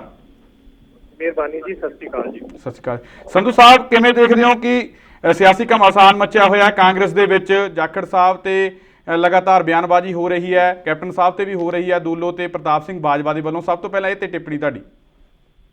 ਦੇਖੋ ਇਸ ਤਰ੍ਹਾਂ ਹੈਗਾ ਜੀ ਕਿ ਜੋ ਕੁਝ ਹੋ ਰਿਹਾ ਬੜਾ ਮੰਦਭਾਗਾ ਹੈ। ਪਾਰਟੀ ਦਾ ਇਹ ਅੰਦਰੂਨੀ ਮਸਲਾ ਸੀਗਾ, ਇਹਨੂੰ ਅੰਦਰੂਨੀ ਤਰੀਕੇ ਨਾਲ ਦੋਨੇ ਜਿਹੜੇ ਲੀਡਰ ਸਾਹਿਬਾਨ ਹੈਗੇ ਰਾਜ ਸਭਾ ਦੇ MP ਹੈ ਇਸ ਤਰੀਕੇ ਨਾਲ ਦੇਖਣਾ ਚਾਹੀਦਾ ਸੀ। ਕਿਤੇ ਕੋਈ ਕਮੀ ਪੇਸ਼ੀ ਸੀ, ਉਹ ਕਮੀ ਪੇਸ਼ੀ ਲਈ ਸਾਡੇ ਜਨਰਲ ਸੈਕਟਰੀ ਇੰਚਾਰਜ ਹੈਗੇ ਆਸ਼ਾ ਕੁਮਾਰੀ ਜੀ, ਉਹਨਾਂ ਨੂੰ ਕਿਹਾ ਜਾ ਸਕਦਾ ਸੀ। ਜਿਹੜੇ ਦਿੱਲੀ ਦੇ ਵਿੱਚ ਆਲ ਇੰਡੀਆ ਕਾਂਗਰਸ ਕਮੇਟੀ ਜਿਹੜੇ ਸਾਡੇ ਪ੍ਰਧਾਨ ਹੈ ਸ਼੍ਰੀਮਤੀ ਗਾਂਧੀ ਜੀ, ਉਹਨਾਂ ਨੂੰ ਇਹੀ ਜਿਹੜੀਆਂ ਚੀਜ਼ਾਂ ਲਈ ਉਹਨਾਂ ਨੇ ਗਵਰਨਰ ਕੋਲ ਜਾ ਕੇ ਚਿੱਠੀ ਦਿੱਤੀ, ਇਹ ਸਾਰੀਆਂ ਚੀਜ਼ਾਂ ਇਸ ਤਰੀਕੇ ਨਾਲ ਵੀ ਦਿੱਤੀਆਂ ਜਾ ਸਕਦੀਆਂ ਜੀ। ਸੰਧੂ ਸਾਹਿਬ ਉਹ ਬਾਜਵਾ ਸਾਹਿਬ ਕਹਿੰਦੇ ਨੇ ਕਿ ਦੂਲੋ ਸਾਹਿਬ ਦੇ ਵੱਲੋਂ ਤੇ ਮੇਰੇ ਵੱਲੋਂ ਪਹਿਲਾਂ ਤਾਂ ਕੈਪਟਨ ਸਾਹਿਬ ਤੱਕ ਪਹੁੰਚ ਕੀਤੀ ਗਈ ਸੀ, ਲਗਾਤਾਰ ਅਸੀਂ ਚਿੱਠੀਆਂ ਲਿਖਦੇ ਆ ਰਹੇ ਸੀ, ਪਰ ਕੈਪਟਨ ਸਾਹਿਬ ਨੇ ਜਿੱਦਣ ਤੋਂ ਇਹ ਗੱਲ ਕਹਿਤੀ ਕਿ ਮੈਂ ਤਾਂ ਮੇਰੇ ਕੋਲ ਚਿੱਠੀਆਂ ਇਹਨਾਂ ਦੀਆਂ ਪਹੁੰਚੀਆਂ ਨਹੀਂ ਤੇ ਮੈਂ ਪੜ੍ਹੀਆਂ ਵੀ ਨਹੀਂ, ਜੇ ਕੋਈ ਆਈ ਹੈ ਚਿੱਠੀ ਤਾਂ ਮੈਂ ਪੜ੍ਹੀ ਨਹੀਂ, ਇਸ ਲਈ ਅਸੀਂ ਇਹ ਕਦਮ ਚੁੱਕਿਆ। ਨਹੀਂ, ਇਸ ਤਰ੍ਹਾਂ ਨਹੀਂ ਜੀ, ਇਹ ਗੱਲ ਜ਼ਰੂਰ ਹੈ ਕਿ ਪ੍ਰੈਸ ਦੇ ਵਿੱਚ ਇਹ ਗੱਲ ਆਈ ਸੀ, ਪਰ ਨਾਲ ਇਹ ਵੀ ਗੱਲ ਆਈ ਸੀ, ਲੀਡਰ ਇਹਨਾਂ ਨੇ ਕਿਹਾ ਸੀਗਾ ਵੀ ਸਾਡੀਆਂ ਚਿੱਠੀਆਂ ਦੇ ਸਾਨੂੰ ਜਵਾਬ ਵੀ ਆਏ ਹੈਗੇ ਆ। ਜਿਵੇਂ ਮੈਂ ਆਖਿਆ ਕਿ ਜੇ ਤੁਹਾਨੂੰ ਇਹ ਲੱਗਿਆ, ਕਿਸੇ ਨੂੰ ਇਹ ਲੱਗਿਆ ਕਿ ਮੁੱਖ ਮੰਤਰੀ ਸਾਹਿਬ ਤੱਕ ਜਾਂ ਚਿੱਠੀ ਪਹੁੰਚੀ ਹੈ, ਜੇ ਚਿੱਠੀ ਪਹੁੰਚੀ ਉਹਦਾ ਜਵਾਬ ਨਹੀਂ ਆਇਆ, ਤਾਂ ਇਹ ਪਾਰਟੀ ਦਾ ਇਹ ਜਿਹੜਾ ਮਸਲਾ ਸੀਗਾ, ਇਹ ਪਾਰਟੀ ਦੀ ਜਾਂ ਸਰਕਾਰ ਕੀ ਹੈ, ਜਿਸ ਕਾਂਗਰਸ ਦੀ ਸਰਕਾਰ ਹੈ, ਕਾਂਗਰਸ ਦੀ ਸਰਕਾਰ ਦੇ ਮੁੱਖ ਮੰਤਰੀ ਹੈ, ਕਾਂਗਰਸ ਦੀ ਦੋਨੋਂ ਰਾਜ ਸਭਾ MP ਹੈ, ਪਾਰਟੀ ਦਾ ਇਹ ਅੰਦਰੂਨੀ ਮਾਮਲਾ ਸੀ। ਮੇਰੇ ਹਿਸਾਬ ਦੇ ਨਾਲ ਜੇ ਜਿਹੜਾ ਪਾਰਟੀ ਫੋਰਮ ਸਾਡੇ ਕੋਲ ਹੈਗਾ, ਜੇ ਉਹਦੇ ਜ਼ਰੀਏ ਅਸੀਂ ਇਸ ਚੀਜ਼ ਨੂੰ ਉਠਾਉਣ ਦੇ ਮੁੱਦੇ ਨੂੰ, ਉਹ ਬਿਹਤਰ ਰਹਿਣਾ ਜੀ। ਬਾਜਵਾ ਸਾਹਿਬ ਇਹ ਵੀ ਗੱਲ ਕਹਿੰਦੇ ਨੇ ਕਿ ਮੈਨੂੰ ਇਹ ਗੱਲ ਦੱਸਣ, ਜਾਖੜ ਸਾਹਿਬ ਇਹ ਗੱਲ ਦੱਸਣ ਤੇ ਕੈਪਟਨ ਸਾਹਿਬ ਇਹ ਗੱਲ ਦੱਸਣ ਕਿ ਅਸੀਂ ਇਹ ਮੁੱਦਾ ਚੁੱਕ ਕੇ ਗਲਤ ਕੀ ਕੀਤਾ। ਬੇਸ਼ੱਕ ਤੁਸੀਂ ਇਹ ਗੱਲ ਕਹਿ ਰਹੇ ਹੋ ਕਿ ਪਾਰਟੀ ਦੇ ਅੰਦਰ ਰੱਖਣਾ ਚਾਹੀਦਾ ਸੀ ਮੁੱਦਾ, ਇਹ ਵੀ ਤੁਹਾਡੀ ਗੱਲ ਮੰਨ ਲੈਂਦੇ, ਪਰ ਇਹ ਮੁੱਦਾ ਰੱਖਣ ਦੇ ਤਰੀਕੇ ਹੈ ਜੀ। ਆਪਾਂ ਮੁੱਦਾ ਰੱਖ ਸਕਦੇ ਹਾਂ, ਆਪਣਾ ਹੱਕ ਹੈ, ਜਮਹੂਰੀਅਤ ਹੈ, ਉਹ ਮੈਂਬਰ ਹੈ ਰਾਜ ਸਭਾ ਦੇ, ਸਭ ਕੁਝ ਕਰ ਸਕਦੀ ਹੈ। ਮੈਂ ਇਸ ਗੱਲ ਨੂੰ ਨਹੀਂ ਕਹਿ ਰਿਹਾ, ਮੈਂ ਕਹਿ ਰਿਹਾ ਕਿ ਜਦੋਂ ਤੁਸੀਂ ਆਪਦੀ ਸਰਕਾਰ ਦੇ ਪ੍ਰਤੀ ਜੋ ਤੁਸੀਂ ਮੈਮੋਰੈਂਡਮ ਦਿੰਦੇ ਹੋ ਔਰ ਉਹਦੇ ਵਿੱਚ ਤੁਸੀਂ CBI ਦੀ ਮੰਗ ਕਰਦੇ ਹੋ, ਤਾਂ ਤੁਸੀਂ ਆਪਦੇ ਪਾਰਟੀ ਦੇ ਖਿਲਾਫ ਜਾ ਰਹੇ ਹੋ ਨਾ ਜੀ। ਮੈਂ ਉਸੇ ਗੱਲ ਨੂੰ ਲੈ ਕੇ ਕਹਿ ਰਿਹਾ ਕਿ ਉਹ ਚੀਜ਼ ਜੇ ਉਹਨਾਂ ਨੂੰ ਲੱਗਦਾ ਸੀ ਕਿ ਜਿਹੜੀ ਪੰਜਾਬ ਦੇ ਮੁੱਖ ਮੰਤਰੀ ਤੱਕ ਉਹਨਾਂ ਦੀ ਚਿੱਠੀਆਂ ਨਹੀਂ ਪਹੁੰਚ ਰਹੀਆਂ ਜਾਂ ਸੁਣਵਾਈ ਨਹੀਂ ਹੋ ਰਹੀ, ਤਾਂ general secretary incharge Asha Kumari ਜੀ ਹੈ, ਉਸ ਤੋਂ ਬਾਅਦ ਦਿੱਲੀ ਦੇ ਵਿੱਚ ਪਾਰਟੀ ਦਾ ਜਿਹੜਾ ਸਿਸਟਮ ਉਹ ਅਵੇਲੇਬਲ ਹੈਗਾ, ਇਹ ਕਿਤੇ ਵੀ ਉਹ ਗੱਲ ਕਰ ਸਕਦੀ ਹੈ। ਦਿੱਲੀ ਰਹਿੰਦੀ ਹੈ, ਰਾਜ ਸਭਾ ਦੇ MP ਹੋਣ ਕਰਕੇ ਉੱਥੇ ਇਹਨਾਂ ਦਾ ਜ਼ਿਆਦਾ ਹੋਣਾ, ਉੱਥੇ ਬਿਲਕੁਲ ਇਹ ਮੁੱਦਾ ਉਹਨਾਂ ਦੇ ਵਿੱਚ ਉਠਾ ਸਕਦੇ ਸੀ ਤੇ ਉਹਨਾਂ ਦੇ ਜ਼ਰੀਏ ਇਸ ਚੀਜ਼ ਨੂੰ ਮੁੱਖ ਮੰਤਰੀ ਤੱਕ ਪਹੁੰਚਾ ਸਕਦੇ ਸੀ, ਜਿਹਨਾਂ ਨੂੰ ਇਹ ਲੱਗਿਆ ਕਿ ਸਾਡੀ ਇੱਥੇ ਚਿੱਠੀਆਂ ਪਹੁੰਚ ਨਹੀਂ ਰਹੀਆਂ ਜਾਂ ਚਿੱਠੀਆਂ ਦੀ ਸੁਣਵਾਈ ਨਹੀਂ ਹੋ ਰਹੀ। ਕੈਪਟਨ ਸਾਹਿਬ, ਮੈਂ ਇੱਕ ਗੱਲ ਇਹ ਵੀ ਪੁੱਛਣਾ ਚਾਹੁੰਦਾ ਕਿ ਲਗਭਗ 3.5 ਸਾਲ ਹੋ ਗਏ ਕਾਂਗਰਸ ਦੇ ਸਰਕਾਰ ਆਏ ਨੂੰ। ਲਗਾਤਾਰ ਇਹ MLA ਵੱਲੋਂ ਜਾਂ ਮਿਨਿਸਟਰ ਸਾਹਿਬਾਨ ਵੱਲੋਂ ਇੱਕ ਸ਼ਿਕਾਇਤ ਰਹਿੰਦੀ ਹੈ ਕਿ ਲਗਾਤਾਰ ਸਾਨੂੰ ਕਦੇ ਵੀ ਸਾਡੇ ਮੁੱਖ ਮੰਤਰੀ ਸਾਹਿਬ ਮਿਲਦੇ ਨਹੀਂ ਹੈਗੇ, ਗੱਲ ਨਹੀਂ ਕਰਦੇ ਸਾਡੇ ਨਾਲ। ਮਤਲਬ ਉਹਨਾਂ ਦੀਆਂ ਜਿਹੜੀਆਂ ਲੋਕਾਂ ਦੀਆਂ ਸ਼ਿਕਾਇਤਾਂ ਨੇ ਉਹ ਕਿਹਦੇ ਕੋਲ ਜਾ ਕੇ ਦੱਸਣ? ਇਹ ਲਗਾਤਾਰ ਇਹਨਾਂ ਦੀ ਬਾਜਵਾ ਸਾਹਿਬ ਦੀ ਵੀ ਇੱਕ ਸ਼ਿਕਾਇਤ ਰਹੀ ਹੈ, ਦੁੱਲੋ ਸਾਹਿਬ ਦੀ। ਇਸ ਤੋਂ ਇਲਾਵਾ ਬਹੁਤ ਸਾਰੇ ਹੋਰ ਲੀਡਰ ਸਾਹਿਬਾਨ ਨੇ ਕਾਂਗਰਸ ਦੇ, ਉਹ ਕਹਿੰਦੇ ਨੇ ਕਿ ਸਾਨੂੰ ਮਿਲਦੇ ਕਿਉਂ ਨਹੀਂ ਹੈਗੇ, ਕਿਉਂਕਿ ਸਾਡੇ ਮੁੱਖ ਮੰਤਰੀ ਨੇ ਉਹਨਾਂ ਨੂੰ ਮੁੱਖ ਮੰਤਰੀ ਚੁਣਿਆ ਹੈ। ਇਹਨਾਂ ਮਿਲਣ ਦੇ ਵਿੱਚ ਕੀ ਪ੍ਰੋਬਲਮ ਹੈ ਕੈਪਟਨ ਸਾਹਿਬ ਨੂੰ? ਦੇਖੋ ਸਭ ਇਸ ਤਰ੍ਹਾਂ ਹੈਗਾ ਕਿ ਆਹ ਮਹਾਮਾਰੀ ਜਦੋਂ ਆਈ ਉਦੋਂ ਜ਼ਰੂਰ 3-4 ਮਹੀਨਿਆਂ ਦੇ ਵਿੱਚ ਜਿਹੜਾ ਮਿਲਣਾ ਜੁਲਣਾ ਹੈ ਉਹ ਵੀਡੀਓ ਕਾਨਫਰੰਸਿੰਗ ਦੇ ਰਾਹੀਂ ਹੋ ਗਿਆ। ਪਰ ਮੈਂ ਤੁਹਾਨੂੰ ਯਕੀਨ ਨਾਲ ਔਰ ਦਾਅਵੇ ਨਾਲ ਕਹਿ ਸਕਦਾ, ਔਰ ਦਾਅਵੇ ਮੈਂ ਸਬੂਤਾਂ ਸਹਿਤ ਵੀ ਦਿਖਾ ਸਕਦਾ ਕਿ ਜਿੱਥੇ ਮਹਾਮਾਰੀ ਤੋਂ ਪਹਿਲਾਂ ਤਕਰੀਬਨ 8 ਤੋਂ 9 MLA ਮੁਲਾਕਾਤ CM ਸਾਹਿਬ ਨਾਲ ਹੁੰਦੀ ਸੀ, ਤਾਂ ਉਹਦੇ ਵਿੱਚ ਕੁਝ MLA ਜਾਂ ਕੁਝ MP ਵੀ ਹੁੰਦੇ ਸੀ। ਤਾਂ ਇਹ ਜਿਹੜੇ MLA ਸਾਹਿਬਾਨ ਹੈ, ਮੈਂ ਤਾਂ ਨਹੀਂ ਕਿਸੇ ਨੂੰ ਹੁਣ ਦੇਖਿਆ ਕਿਸੇ ਨੇ ਕੋਈ ਇਹੋ ਜਿਹੀ ਸਟੇਟਮੈਂਟ ਦਿੱਤੀ ਹੋਵੇ। ਚਰਚਾ ਦਾ ਵਿਸ਼ਾ ਤੁਹਾਡੇ ਵੱਲੋਂ ਜ਼ਰੂਰ ਬਣ ਸਕਦਾ, ਪਰ ਜਿੱਥੇ ਤੱਕ ਮਿਲਣ ਦੀ ਗੱਲ ਰਹੀ ਆ, ਮਹਾਮਾਰੀ ਤੋਂ ਪਹਿਲਾਂ ਤਾਂ ਲਗਾਤਾਰ ਮੀਟਿੰਗਾਂ ਹੁੰਦੀਆਂ ਸੀ, ਲਗਾਤਾਰ ਮੇਲ ਹੁੰਦਾ ਸੀ। MLA ਸਾਹਿਬਾਨ ਮੰਤਰੀਆਂ ਦੀ ਡਿਪਾਰਟਮੈਂਟਲ ਮੀਟਿੰਗ ਰੈਗੂਲਰ ਹੁੰਦੀਆਂ ਸੀ, ਉਸ ਤੋਂ ਬਾਅਦ ਕੈਬਨਿਟ ਤਾਂ ਹੁੰਦੀਆਂ ਔਰ MLA ਸਾਹਿਬਾਨ ਦੀਆਂ ਕੋਈ ਬਦਲੀ ਨੂੰ ਇਸ਼ੂ ਲੈ ਕੇ, ਕੋਈ ਹੋਰ ਇਸ਼ੂ ਲੈ ਕੇ ਲਗਾਤਾਰ ਮੁੱਖ ਮੰਤਰੀ ਸਾਹਿਬ ਦੇ ਰਿਹਾਇਸ਼ ਤੇ ਉਹਨਾਂ ਨਾਲ ਮੁਲਾਕਾਤ ਹੁੰਦੀ। ਕੈਪਟਨ ਸਾਹਿਬ, ਸੁਨੀਲ ਜਾਖੜ ਹੋਰਾਂ ਦਾ ਕਿਸੇ ਵੇਲੇ ਆਇਆ ਸੀਗਾ ਕਿ ਉਹਨਾਂ ਦੀ ਤਲਾਸ਼ੀ ਲਈ ਗਈ, ਉਹਨਾਂ ਦਾ ਮੋਬਾਈਲ ਫੋਨ ਬਾਹਰ ਰੱਖਿਆ ਗਿਆ, ਉਹਨਾਂ ਨੂੰ ਉੱਥੇ ਖੱਜਲ ਖੁਆਰ ਕੀਤਾ ਗਿਆ ਜਦੋਂ ਮਿਲਣਾ ਚਾਹੁੰਦੇ ਸੀਗੇ ਕੈਪਟਨ ਸਾਹਿਬ ਨੂੰ। ਹੁਣ ਕਾਂਗਰਸ ਪ੍ਰਧਾਨ ਹਾਂ ਬਿਲਕੁਲ, ਉਹਨਾਂ ਨੂੰ ਵੀ ਸ਼ਾਇਦ ਕਹਿੰਦੇ ਕੈਪਟਨ ਸਾਹਿਬ ਮਤਲਬ ਇਹ ਲਗਾਤਾਰ ਇਹ ਨਹੀਂ ਹੈ ਕਿ ਇੱਕ ਜਾਂ ਦੋ MLA ਨੇ, ਲਗਾਤਾਰ ਪਿਛਲੇ 3 ਸਾਲਾਂ ਤੋਂ ਪਹਿਲਾਂ ਆਪਾਂ ਜਾਖੜ ਸਾਹਿਬ ਦੀ ਗੱਲ ਕਰ ਲਈਏ। ਜੀ ਜਾਖੜ ਸਾਹਿਬ ਨਾਲ ਇਸ ਕਿਸਮ ਦਾ ਬਿਲਕੁਲ ਵਿਵਹਾਰ ਨਹੀਂ ਹੋਇਆ। ਬਿਲਕੁਲ ਕਿਸੇ ਨੇ ਜਾਖੜ ਸਾਹਿਬ ਦੀ ਜਿਹੜੀ ਪੋਜੀਸ਼ਨ ਹੈ ਬਤੌਰ ਪ੍ਰੈਜ਼ੀਡੈਂਟ ਹੈ ਔਰ ਉਹਨੂੰ ਹਰ ਕੋਈ ਜਾਣ ਪਛਾਣਦਾ ਹੈ। ਹਾਂ, ਇੱਕ ਛੋਟਾ ਜਿਹਾ ਇਨਸੀਡੈਂਟ ਹੋਇਆ ਸੀ ਜਿਹਦੇ ਵਿੱਚ ਉਹਨਾਂ ਦੇ ਨਾਲ ਇੱਕ ਨਿੱਜੀ ਜਿਹੜੇ ਉਹਨਾਂ ਦਾ ਕੰਮ ਕਰਦੇ ਹੈਗੇ, ਉਹਨਾਂ ਨਾਲ ਜ਼ਰੂਰ 2 ਮਿੰਟ ਦੀ ਇੱਕ ਇਸ਼ੂ ਬਣਿਆ ਸੀਗਾ। ਉਹ ਇਸ਼ੂ ਇੰਨਾ ਕੀ ਸੀਗਾ ਕਿ ਉਹ ਚੈਕਿੰਗ ਕਰਕੇ ਜਿਹੜਾ ਸਮਾਨ ਜਾ ਰਿਹਾ ਸੀ ਉਸ ਨੂੰ ਚੈੱਕ ਕਰ ਰਹੇ ਸੀਗੇ। ਨਾ ਜਾਖੜ ਸਾਹਿਬ ਵਾਪਸ ਪਰਤੇ ਸੀ ਤੇ ਨਾ ਹੀ ਕੋਈ ਇਸ਼ੂ ਹੋਇਆ ਸੀ। ਜਾਖੜ ਸਾਹਿਬ ਉਸ ਦਿਨ ਮਿਲੇ ਵੀ ਔਰ ਮੀਟਿੰਗ ਵੀ ਹੋਈ ਔਰ ਉਸ ਤੋਂ ਬਾਅਦ ਗਏ ਹੈਗੀ। ਸੋ ਇਹ ਬੇਬੁਨਿਆਦ ਜਿਹੜੀ ਹੈਗੀ ਆ ਇਹ ਗੱਲ ਚੱਲ ਰਹੀ, ਇਹਦੇ ਵਿੱਚ ਕੋਈ ਸੱਚ ਨਹੀਂ ਹੈਗਾ। ਕੈਪਟਨ ਸਾਹਿਬ, ਇੱਕ ਸਾਂਝਾ ਬਿਆਨ ਜਾਰੀ ਕੀਤਾ ਜਾਂਦਾ ਪੰਜਾਬ ਕਾਂਗਰਸ ਦੇ ਵੱਲੋਂ ਕਿ ਕੈਬਨਿਟ ਦਾ ਇੱਕ ਸਾਂਝਾ ਬਿਆਨ ਹੈ ਜਿਹਦੇ ਵਿੱਚ ਕਿਹਾ ਗਿਆ ਸੀਗਾ ਕਿ ਬਾਜਵਾ ਤੇ ਦੁੱਲੋ ਦੀ ਪਾਰਟੀ ਵਿਰੋਧੀ ਗਤੀਵਿਧੀ ਹੈ ਤੇ ਇਹਨਾਂ ਨੂੰ ਪਾਰਟੀ ਤੋਂ ਬਾਹਰ ਦਾ ਰਸਤਾ ਦਿਖਾਉਣਾ ਚਾਹੀਦਾ। ਉਸ ਤੋਂ ਬਾਅਦ ਪ੍ਰਤਾਪ ਸਿੰਘ ਬਾਜਵਾ ਨੇ ਪਲਟਵਾਰ ਕੀਤਾ। ਉਹਨਾਂ ਨੇ ਕਿਹਾ ਕਿ ਮੇਰੀ 3 ਕੈਬਨਿਟ ਮੰਤਰੀਆਂ ਦੇ ਨਾਲ ਗੱਲਬਾਤ ਹੋਈ ਆ। ਉਹ ਕਹਿੰਦੇ ਕਿ ਸਾਡੇ ਨਾਲ ਇਸ ਸੰਬੰਧੀ ਕੋਈ ਡਿਸਕਸ ਹੀ ਨਹੀਂ ਹੋਇਆ। ਸਾਂਝਾ ਬਿਆਨ ਜਾਰੀ ਕਰਨਾ ਦੂਰ ਦੀ ਗੱਲ, ਸਾਡੇ ਨਾਲ ਇਹ ਮਾਮਲਾ ਡਿਸਕਸ ਹੀ ਨਹੀਂ ਹੋਇਆ। ਇੱਕੋ ਇਸ ਤਰ੍ਹਾਂ ਜੀ ਕਿ ਜਦੋਂ ਕੈਬਨਿਟ ਵੱਲੋਂ ਕੋਈ ਯੂਨੈਨਿਮਸ ਬਿਆਨ ਆਉਂਦਾ ਹੈ, ਉਹ ਕੋਈ ਇਸ ਤਰੀਕੇ ਨਾਲ ਆਉਂਦਾ ਨਹੀਂਗਾ ਕਿ ਜੇ ਲਿਖ ਕੇ ਤੋੜ ਦਿੱਤਾ ਗਿਆ ਹੋਵੇ। ਆਫਟਰ ਆਲ ਸਾਰੇ ਮੰਤਰੀ ਸਾਹਿਬਾਨਾਂ ਨੇ ਆਪਸ ਬੈਠ ਕੇ ਗੱਲਬਾਤ ਕੀਤੀ ਹੋਣੀ ਹੈ, ਉਸ ਤੋਂ ਬਾਅਦ ਹੀ ਸਾਂਝਾ ਬਿਆਨ ਜਾਰੀ ਹੋਇਆ ਹੋਣਾ। ਔਰ ਜੇ ਇਸ ਕਿਸਮ ਦੀ ਕੋਈ ਗੱਲ ਹੈ ਉਹ ਮੰਤਰੀ ਸਾਹਿਬ ਨੂੰ ਆਪਣਾ ਦੱਸ ਦੇਣਾ ਚਾਹੀਦਾ ਵੀ ਆਹ ਅਸੀਂ ਮੰਤਰੀ ਹਾਂ ਜੀ, ਸਾਡੇ ਇਸ ਹੈਗਾ। ਮੈਂ ਇਸ ਗੱਲ ਨੂੰ ਕੋਈ ਸੱਚਾਈ ਨਹੀਂ ਮੰਨਦਾ। ਜਿਹੜਾ ਇਹ ਬਿਆਨ ਆਇਆ ਸੀ, ਸਾਰੇ ਜਿਹੜੇ ਮੰਤਰੀ ਸਾਹਿਬਾਨ ਸੀ ਉਹ ਆਪਸ 'ਚ ਉਹਨਾਂ ਨੇ ਗੱਲਬਾਤ ਕਰਕੇ ਰਾਇ ਕਰਕੇ ਫੇਰ ਹੀ ਬਿਆਨ ਦਿੱਤਾ ਹੈਗਾ। ਜਿਹੜੀ ਪੰਜਾਬ ਸਰਕਾਰ ਨੇ ਬਾਜਵਾ ਸਾਹਿਬ ਦੀ ਸੁਰੱਖਿਆ ਵਾਪਸ ਲਈ ਹੈ, ਉਹਨੂੰ ਉਹ ਕੀ ਕਾਰਨ ਰਿਹਾ ਜੀ? ਆਹ ਸਿਕਿਉਰਿਟੀ ਇਸ਼ੂ ਹੈਗਾ, ਇਸ ਬਾਰੇ ਮੇਰੇ ਕੋਲ ਇਨਫੋਰਮੇਸ਼ਨ ਹੈ ਨਹੀਂ, ਇਸ ਕਰਕੇ ਇਸ ਗੱਲ ਤੇ ਮੈਂ ਟਿੱਪਣੀ ਨਹੀਂ ਕਰ ਸਕਦਾ ਜੀ। ਤਾਂ ਤੁਸੀਂ ਸਾਡੇ ਨਾਲ ਪ੍ਰੋਗਰਾਮ ਦੇ ਵਿੱਚ ਜੁੜੇ, ਤੁਹਾਡਾ ਬਹੁਤ ਬਹੁਤ ਧੰਨਵਾਦ ਸੰਧੂ ਸਾਹਿਬ। ਧੰਨਵਾਦ। ਤਾਂ ਕੈਪਟਨ ਸੰਦੀਪ ਸਿੰਘ ਸੰਧੂ ਜਿਨ੍ਹਾਂ ਦੇ ਜਵਾਬ ਤਾਂ ਦਿੱਤੇ, ਜਿਨ੍ਹਾਂ ਨੇ ਹਾਲਾਂਕਿ ਸਪਸ਼ਟ ਤੌਰ ਤੇ ਜਵਾਬ ਨਹੀਂ ਦੇ ਸਕੇ। ਜਿਸ ਤਰੀਕੇ ਦੇ ਨਾਲ ਉਹਨਾਂ ਨੇ ਕਿਹਾ ਕਿ ਕੈਬਨਿਟ ਮੰਤਰੀ ਨੂੰ ਸਾਹਮਣੇ ਆ ਕੇ ਕਹਿਣਾ ਚਾਹੀਦਾ ਕਿ ਅਸੀਂ ਭਾਈ ਆ, ਸਾਡੇ ਨਾਲ ਡਿਸਕਸ ਨਹੀਂ ਕੀਤਾ। ਤੇ ਬਾਜਵਾ ਤੇ ਪਹਿਲਾਂ ਹੀ ਇਸ ਗੱਲ ਤੇ ਕਹਿ ਚੁੱਕਿਆ ਕਿ ਜੇ ਕੈਬਨਿਟ ਮੰਤਰੀ ਸਾਹਮਣੇ ਆ ਕੇ ਬੋਲਣਗੇ ਉਹਨਾਂ ਨੇ ਆਪਣੀ ਕੁਰਸੀ ਥੋੜੀ ਗਵਾਉਣੀ ਹੈ। ਬਿਲਕੁਲ। ਦੇਖੋ, ਮੈਂ ਫਿਰ ਵੀ ਦੁਬਾਰਾ ਫਿਰ ਇੱਥੇ ਕਹਿਣਾ ਚਾਹਾਂਗਾ ਕਿ ਇਸ ਵੇਲੇ ਜੋ ਕਾਂਗਰਸ ਦੀ ਓਵਰਆਲ ਪੋਜੀਸ਼ਨ ਹੈ ਨੈਸ਼ਨਲ ਲੈਵਲ ਤੇ, ਉਹ ਬਹੁਤ ਹੀ ਮਤਲਬ ਬੈਕ ਫੁੱਟ ਤੇ ਚਲੀ ਗਈ ਹੈ। ਜੇ ਆਪਾਂ ਕਹੀਏ ਕਿ ਪਿਛਲੇ 6 ਸਾਲਾਂ ਤੋਂ, ਜਦੋਂ ਤੋਂ BJP ਗਵਰਨਮੈਂਟ ਚ ਆਈ ਹੈ ਸੈਂਟਰ ਦੇ ਵਿੱਚ, ਉਦੋਂ ਤੋਂ ਲਗਾਤਾਰ ਉਹ ਡਾਊਨਫਾਲ ਜਿਹੜਾ ਕਾਂਗਰਸ ਦਾ ਸ਼ੁਰੂ ਹੋ ਚੁੱਕਿਆ ਹੈ। ਔਰ ਜਿੰਨੀਆਂ ਵੀ ਸਟੇਟਾਂ ਦੇ ਵਿੱਚ ਉਹਨਾਂ ਨੇ ਲਗਾਤਾਰ ਜਿੱਤਾਂ ਹਾਸਲ ਕੀਤੀਆਂ ਸੀ, ਇਹਦੇ ਬਾਵਜੂਦ ਉਹ ਹੌਲੀ ਹੌਲੀ ਉਹਨਾਂ ਸਟੇਟਾਂ ਦੇ ਵਿੱਚੋਂ ਪਿੱਛੇ ਚਲੀ ਗਈ ਹੈ। ਔਰ ਰਾਜਸਥਾਨ ਜਿਹੜਾ ਹੈਗਾ ਇਸ ਵੇਲੇ ਬਹੁਤ ਦਾਅ ਤੇ ਲੱਗਿਆ ਹੋਇਆ, ਬਹੁਤ ਮਤਲਬ ਐਜ ਤੇ ਚੱਲ ਰਿਹਾ ਕਿ ਰਾਜਸਥਾਨ ਦੇ ਵਿੱਚ ਕਾਂਗਰਸ ਦੀ ਸਰਕਾਰ ਬਚੇਗੀ ਜਾਂ ਨਹੀਂ ਬਚੇਗੀ। ਜੇ ਕਾਂਗਰਸ ਦੇ ਜਿਹੜੀ ਹੈਗੀ ਹੈ ਸਰਕਾਰ ਰਾਜਸਥਾਨ ਦੇ ਵਿੱਚ ਜਾਂਦੀ ਹੈ, ਟੁੱਟਦੀ ਹੈ, ਤਾਂ ਇਹਦਾ ਅਸਰ ਕਿਤੇ ਨਾ ਕਿਤੇ ਜਾ ਕੇ ਬਹੁਤ ਤੇਜ਼ੀ ਦੇ ਨਾਲ ਪੰਜਾਬ ਦੇ ਉੱਤੇ ਪਏਗਾ ਹੀ ਪਏਗਾ। ਸੋ ਉਸ ਕੜੀ ਦੇ ਵਿੱਚੋਂ ਆਪਾਂ ਇਹਨਾਂ ਲੜੀਆਂ ਨੂੰ ਦੇਖਣ ਦੀ ਲੋੜ ਹੈ ਕਿ ਜਿਹੜਾ ਹੁਣ ਬਗਾਵਤ ਦੀ ਸੁਰਾਂ ਜੇ ਆਉਣ ਵਾਲੇ ਸਮੇਂ ਦੇ ਵਿੱਚ ਇਦਾਂ ਹੀ ਕਾਂਗਰਸ ਦਾ ਹਾਲ ਰਿਹਾ, ਚਾਹੇ ਉਹ ਸੈਂਟਰਲ ਲੈਵਲ ਤੇ ਜਾਂ ਸਟੇਟ ਲੈਵਲ ਤੇ, ਤਾਂ ਲਾਜ਼ਮੀ ਤੌਰ ਤੇ ਹੋਰ ਬਹੁਤ ਸਾਰੇ ਜਿਹੜੇ ਲੋਕ ਨੇ, ਹੋਰ ਬਹੁਤ ਸਾਰੇ ਜਿਹੜੇ ਇੰਤਜ਼ਾਰ ਕਰ ਰਹੇ ਨੇ ਕਿ ਜੇ ਕੋਈ ਉਹਨਾਂ ਨੂੰ ਅੱਗੇ ਲੱਗੇਗਾ, ਲੀਡ ਕਰੇਗਾ, ਤਾਂ ਲਾਜ਼ਮੀ ਤੌਰ ਤੇ ਉਹਦੇ ਵਿੱਚ ਜਿਹੜੀ ਹੈਗੇ ਫੁੱਟ ਦੀਆਂ ਸੰਭਾਵਨਾਵਾਂ ਬਹੁਤ ਵਧਣਗੀਆਂ। ਔਰ ਕਿਉਂਕਿ ਇਲੈਕਸ਼ਨਾਂ ਦਾ ਦੌਰ ਅਗਲਾ ਸਾਲ ਜਿਹੜਾ ਹੈਗਾ ਸ਼ੁਰੂ ਹੋਣ ਵਾਲਾ ਹੈ, ਤਾਂ ਇਸ ਕਰਕੇ ਕਾਂਗਰਸ ਨੂੰ ਬਹੁਤ ਫੂਕ ਕੇ ਕਦਮ ਰੱਖਣ ਦੀ ਲੋੜ ਹੈ। ਨਹੀਂ ਤਾਂ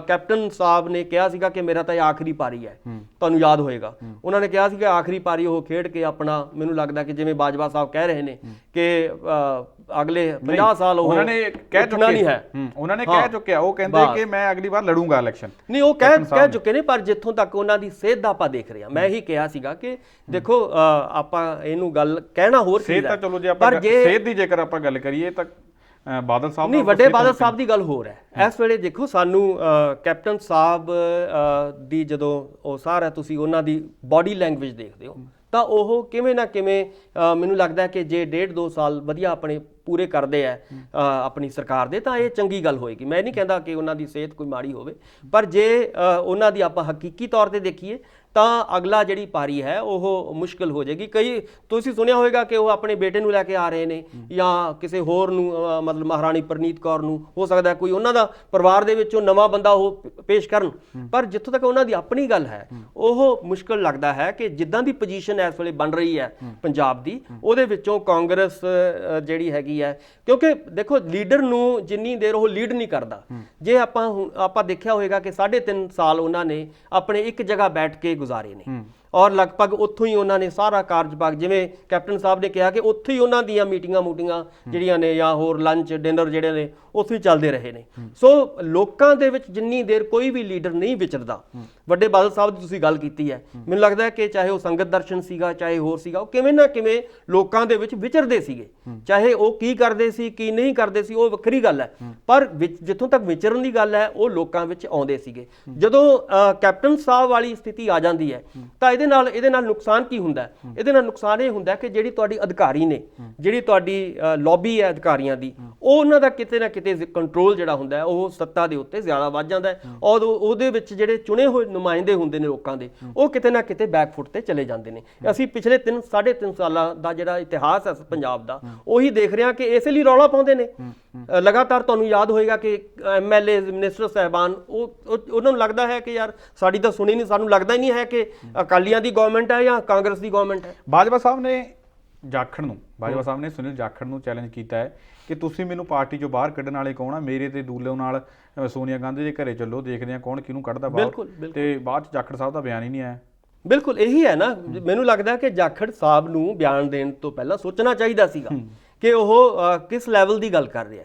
ਜੇ ਉਹਨਾਂ ਦਾ ਉਹ ਲੈਵਲ ਹੀ ਨਹੀਂ ਹੈ, ਜੇ ਉਹਨਾਂ ਨੂੰ ਪਤਾ ਹੈ ਕਿ ਮੇਰੀ ਸੁਣੀ ਨਹੀਂ ਜਾ ਰਹੀ, ਮੇਰੀ ਕੋਈ ਹਾਈ ਕਮਾਂਡ ਦੇ ਵਿੱਚ ਕੋਈ ਮੇਰੀ ਵੈਲਿਊ ਨਹੀਂ ਹੈ ਮੇਰੇ ਬਿਆਨ ਦੀ, ਤਾਂ ਉਹਨਾਂ ਨੂੰ ਬਿਆਨ ਦੇਣਾ ਨਹੀਂ ਸੀ ਚਾਹੀਦਾ। ਸੋ ਇਸ ਕਰਕੇ ਉਹ ਜਿਹੜਾ ਹੈਗਾ ਜਾਖੜ ਸਾਹਿਬ ਨੂੰ ਆਪਣਾ ਹੈਗਾ ਕੱਦ ਦੇਖ ਕੇ ਗੱਲ ਕਰਨੀ ਚਾਹੀਦੀ ਹੈ। ਜੇ ਇੱਕ ਵੱਡੇ ਬੰਦੇ ਦੇ ਜਾਂ 2 ਬੰਦਿਆਂ ਦੇ ਖਿਲਾਫ ਤੁਸੀਂ ਕੋਈ ਬਿਆਨ ਦਿੰਦੇ ਹੋ ਔਰ ਪ੍ਰੈਸ ਵਿੱਚ ਜਾਂਦੇ ਹੋ, ਤਾਂ ਜੇ ਤੁਹਾਡਾ ਉੱਪਰ ਕੋਈ ਸੁਣਵਾਈ ਨਹੀਂ ਹੈ ਤਾਂ ਤੁਹਾਨੂੰ ਨਹੀਂ ਬਿਆਨ ਦੇਣਾ ਚਾਹੀਦਾ ਸੀਗਾ। ਔਰ ਇਹਦੇ ਨਾਲ ਕੀ ਹੋ ਗਿਆ, ਮੈਨੂੰ ਲੱਗਦਾ ਹੈ ਕਿ ਜਾਖੜ ਸਾਹਿਬ ਬੈਕਫੁੱਟ ਤੇ ਚਲੇ ਗਏ ਨੇ। ਤਾਂ ਆਉਣ ਵਾਲੇ ਦਿਨਾਂ ਦੇ ਵਿੱਚ ਕੀ ਸਥਿਤੀ ਰਹਿ ਸਕਦੀ ਹੈ? ਆਉਣ ਵਾਲੇ ਚੋਣਾਂ ਆ ਰਹੀਆਂ ਨੇ ਤਾਂ ਕਿਸ ਤਰੀਕੇ ਦੇ ਨਾਲ, ਕਿਉਂਕਿ ਕੈਪਟਨ ਸਾਹਿਬ ਸਾਂਭ ਸਕਦੇ ਆ ਇਹ ਗੱਲ, ਪਰ ਬਾਜਵਾ ਸਾਹਿਬ ਨੇ ਇੱਕ ਗੱਲ ਇਹ ਸਾਫ਼ ਕਰਤੀ ਹੈ ਕਿ ਅਸੀਂ ਕੈਪਟਨ ਤੇ ਜਾਖੜ ਨੂੰ ਗੱਦੀ ਤੋਂ ਲਾ ਕੇ ਹਟਾਂਗੇ। ਬਿਲਕੁਲ, ਮੈਂ ਇਹੀ ਕਹਿਣਾ ਚਾਹੁੰਦਾ ਕਿ ਆਉਣ ਵਾਲੇ ਦਿਨਾਂ ਦੇ ਵਿੱਚ ਬਹੁਤ ਸਾਰੀਆਂ ਜਿਹੜੀਆਂ ਲੋਕ ਪਹਿਲਾਂ ਚੁੱਪ ਕੀਤੇ ਬੈਠੇ ਸੀਗੇ, ਚਾਹੇ ਉਹ MLA ਸਾਹਿਬਾਨ ਸੀਗੇ, ਚਾਹੇ ਉਹਨਾਂ 'ਚ ਕੁਝ ਮਿਨਿਸਟਰ ਵੀ ਸੀਗੇ, ਚਾਹੇ ਸਿੱਧੂ ਧੜਾ ਸੀਗਾ, ਇਹਨਾਂ ਦੇ ਵਿੱਚੋਂ ਕਿਤੇ ਨਾ ਕਿਤੇ ਉਹ ਬਗਾਵਤਾਂ ਆਉਣ ਵਾਲੇ ਸਮੇਂ ਦੇ ਵਿੱਚ ਉਹ ਬਹੁਤ ਹੀ ਉੱਭਰ ਸਕਦੀਆਂ ਨੇ ਔਰ ਕਾਂਗਰਸ ਦਾ ਨੁਕਸਾਨ ਕਰ ਸਕਦੀਆਂ। ਸਰਦਾਰ ਪ੍ਰਤਾਪ ਸਿੰਘ ਬਾਜਵਾ ਜੀ ਪ੍ਰੋਗਰਾਮ ਦੇ ਵਿੱਚ ਜੁੜ ਚੁੱਕੇ ਨੇ। ਬਾਜਵਾ ਸਾਹਿਬ, ਸਵਾਗਤ ਹੈ ਪ੍ਰੋਗਰਾਮ ਤੁਹਾਡਾ ਬਹੁਤ-ਬਹੁਤ। ਥੈਂਕ ਯੂ ਜੀ। ਬਾਜਵਾ ਸਾਹਿਬ, ਸਭ ਤੋਂ ਪਹਿਲਾਂ ਜਿਹੜਾ ਘਮਾਸਾਨ ਮੱਚਿਆ ਹੋਇਆ ਕਾਂਗਰਸ ਦੇ ਵਿੱਚ ਤੁਹਾਡੇ ਵੱਲੋਂ ਟਿੱਪਣੀਆਂ ਕੀਤੀਆਂ ਜਾ ਰਹੀਆਂ, ਉਧਰੋਂ ਪਲਟਵਾਰ ਆ ਰਹੇ ਨੇ, ਸਭ ਤੋਂ ਪਹਿਲਾਂ ਇਹ ਤੇ ਤੁਹਾਡੀ ਟਿੱਪਣੀ ਚਾਹਾਂਗੇ ਕਿ ਕੀ ਕਾਰਨ ਰਹੇ ਇਹ ਸਿਆਸੀ ਘਮਾਸਾਨ ਮੱਚਿਆ ਜੀ? ਚਲੋ ਸਿਆਸੀ ਘਮਾਸਾਨ ਦਾ ਤੇ ਸਾਰੇ ਪੰਜਾਬ ਨੂੰ ਪਤਾ ਕਿਹੜੀ ਗੱਲੋਂ ਹੈ। ਅਸੀਂ ਲੋਕਾਂ ਦੀ ਲੜਾਈ ਲੜ ਰਹੇ ਹਾਂ, ਮੇਰੀ ਕੋਈ ਪਰਸਨਲ ਲੜਾਈ ਹੈ ਜੀ। ਤਾਂ ਸ਼ਮਸ਼ੇਰ ਸਿੰਘ ਦੁੱਲੋ ਤੇ ਪ੍ਰਤਾਪ ਸਿੰਘ ਬਾਜਵਾ ਜਿਨ੍ਹਾਂ ਦੇ ਹਰ ਕਤਰੇ ਦੇ ਵਿੱਚ ਕਾਂਗਰਸ ਹੈ ਜੀ, ਜਿਨ੍ਹਾਂ ਦੇ ਰੋਮ ਰੋਮ ਚ ਕਾਂਗਰਸ ਹੈ, ਉਹਨੂੰ ਦੁੱਖ ਹੋ ਰਿਹਾ ਕਿ ਅੱਜ ਕਾਂਗਰਸ ਕਿਸ ਰਸਤੇ ਤੇ ਜਾ ਰਹੀ ਜੀ। ਸਾਡੀ ਗੱਡੀ ਕੁਰਾਹੇ ਪੈ ਗਈ, ਅਸੀਂ ਰਾਹ ਪਾਉਣ ਦੀ ਕੋਸ਼ਿਸ਼ ਕੀਤੀ ਪਰ ਸਾਨੂੰ ਸਜ਼ਾਵਾਂ ਦਿੱਤੀਆਂ ਜਾ ਰਹੀਆਂ। ਮੈਨੂੰ ਇਸ ਗੱਲ ਦਾ ਬੜਾ ਅਫਸੋਸ ਹੋਇਆ। ਹਾਂਜੀ ਜੀ, ਤਾਂ ਤੁਹਾਨੂੰ ਕੀ ਲੱਗਦਾ ਹੈ, ਤੁਸੀਂ ਲੋਕਾਂ ਦੀ ਆਵਾਜ਼ ਚੁੱਕੀ, ਲੋਕਾਂ ਦੀ ਗੱਲ ਕੀਤੀ ਗਵਰਨਰ ਸਾਹਿਬ ਦੇ ਕੋਲ ਜਾ ਕੇ, ਤਾਂ ਉਹਨਾਂ ਨੂੰ ਬਗਾਵਤੀ ਸੁਰ ਕਿਉਂ ਲੱਗੇ ਤੁਹਾਡੇ? ਗੱਲ ਤੁਸੀਂ ਮੈਨੂੰ ਇਹ ਦੱਸੋ ਕਿ ਕੈਪਟਨ ਅਮਰਿੰਦਰ ਸਿੰਘ ਐਕਸਾਈਜ਼ ਦੇ, ਸ਼ਰਾਬ ਦੇ ਵੀ ਮੰਤਰੀ ਨੇ ਤੇ ਪੁਲਿਸ ਦੇ ਵੀ ਹੋਮ ਮਿਨਿਸਟਰ ਵੀ ਇਹ ਨੇ। ਇਹਨਾਂ ਦੋਨੋਂ ਏਜੰਸੀਆਂ ਤੇ 121 ਮੌਤਾਂ ਜਿਹੜੀਆਂ ਪੰਜਾਬ ਹੋਈਆਂ, ਲੋਕ ਇਹਨਾਂ ਨੂੰ ਜ਼ਿੰਮੇਵਾਰ ਠਹਿਰਾਦੇ। ਜ਼ਹਿਰ ਪਿਆਇਆ ਗਿਆ ਲੋਕਾਂ ਨੂੰ। ਕੈਪਟਨ ਅਮਰਿੰਦਰ ਸਿੰਘ ਨੇ ਖੁਦ ਕਬੂਲਿਆ ਕਿ ਕੋਲਡ ਬਲੱਡਡ ਮਰਡਰਸ। ਹੁਣ ਮੈਨੂੰ ਦੱਸੋ, ਇੱਕ ਡਿਵੀਜ਼ਨਲ ਕਮਿਸ਼ਨਰ ਜਲੰਧਰ ਵਾਲਾ ਉਹਨੂੰ ਕੀ ਇਨਵੈਸਟੀਗੇਟ, ਆਪਣੇ ਚੀਫ ਮਿਨਿਸਟਰ ਨੂੰ ਇਨਵੈਸਟੀਗੇਟ ਕਰ ਸਕਦਾ? ਤੁਸੀਂ ਇੰਨੀ ਗੱਲ ਦੱਸ ਦਿਓ। ਜੇ ਅਸੀਂ ਗਏ ਆ ਤੇ ਅਸੀਂ ਆਪਣੇ ਪੰਜਾਬ ਦੇ ਗਵਰਨਰ ਕੋ ਗਏ ਆ। ਇਸ ਉਸ ਗਵਰਨਰ ਦੇ ਕੋਲ ਅਸੀਂ ਰਿਪਰੈਜ਼ੈਂਟੇਸ਼ਨ ਦਿੱਤੀ ਹੈ ਜਿਸ ਗਵਰਨਰ ਨੇ ਚੀਫ ਮਿਨਿਸਟਰ ਨੂੰ ਸਹੁੰ ਚੁਕਾਈ। ਚੀਫ ਮਿਨਿਸਟਰ ਜੀ ਜਿਸ ਗਵਰਨਰ ਨੇ ਸਾਰੇ ਮੰਤਰੀ ਮੰਡਲ ਨੂੰ ਸਹੁੰ ਚੁਕਾਈ, ਜਿਸ ਗਵਰਨਰ ਨੇ ਹਰ ਅਸੈਂਬਲੀ ਸੈਸ਼ਨ ਦੀ ਸ਼ੁਰੂਆਤ ਕਰਦੇ ਨੇ ਗਵਰਨਰ ਐਡਰੈਸ ਦੇ ਵਿੱਚ ਪੰਜਾਬ ਸਰਕਾਰ ਦੀਆਂ ਉਪਲਬਧੀਆਂ ਜਿਹੜੇ ਪੜ੍ਹਦੇ ਨੇ ਗਵਰਨਰ ਸਾਹਿਬ, ਅਸੀਂ ਉਹਨਾਂ ਨੂੰ ਇਹ ਉਦੋਂ ਦਿੱਤੀ ਰਿਪਰੈਜ਼ੈਂਟੇਸ਼ਨ ਜਦੋਂ ਕੈਪਟਨ ਅਮਰਿੰਦਰ ਸਿੰਘ ਨੇ ਇਹ ਗੱਲ ਕਹਿ ਦਿੱਤੀ ਕਿ ਪ੍ਰਤਾਪ ਸਿੰਘ ਬਾਜਵਾ ਤੇ ਸ਼ਮਸ਼ੇਰ ਸਿੰਘ ਦੁੱਲੋ ਦੀਆਂ ਚਿੱਠੀਆਂ ਨੂੰ ਮੈਂ ਕੋਈ ਸਰੋਕਾਰ ਨਹੀਂ ਕਰਦਾ, ਮੈਂ ਉਹਨੂੰ ਜਵਾਬ ਦੇਣਾ ਜ਼ਰੂਰੀ ਨਹੀਂ ਸਮਝਦਾ।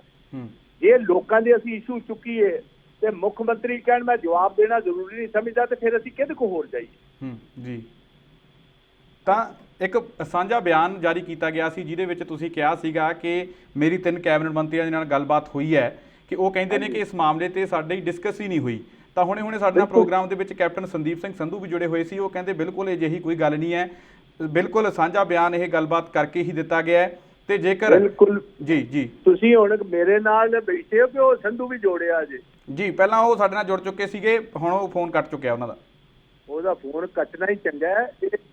ਇਹ ਅਮਰਿੰਦਰ ਸਿੰਘ ਦੇ ਟਾਊਟਾਂ ਨਾਲ ਮੈਂ ਗੱਲ ਨਹੀਂ ਕਰਨੀ ਜੀ, ਉਹ ਤਾਂ ਪਹਿਲਾਂ ਕੱਟ ਚੁੱਕੇ ਨੇ। ਜਿਨ੍ਹਾਂ ਦਾ ਕਾਂਗਰਸ ਦਾ ਬੈਕਗ੍ਰਾਉਂਡ ਹੈ ਉਹਨਾਂ ਨੂੰ ਸਾਡੇ ਸ਼ੋਅ ਤੇ ਬਿਠਾਇਆ ਕਰੋ। ਜੇ ਤੇ ਸਾਡੇ ਨਾਲ ਕਰਨੀ ਗੱਲ, ਇਹਨਾਂ ਨੂੰ ਪਹਿਲੇ ਸ਼ੋਅ ਤੋਂ ਬਾਹਰ ਕੱਢ ਦਿਆ ਕਰੋ।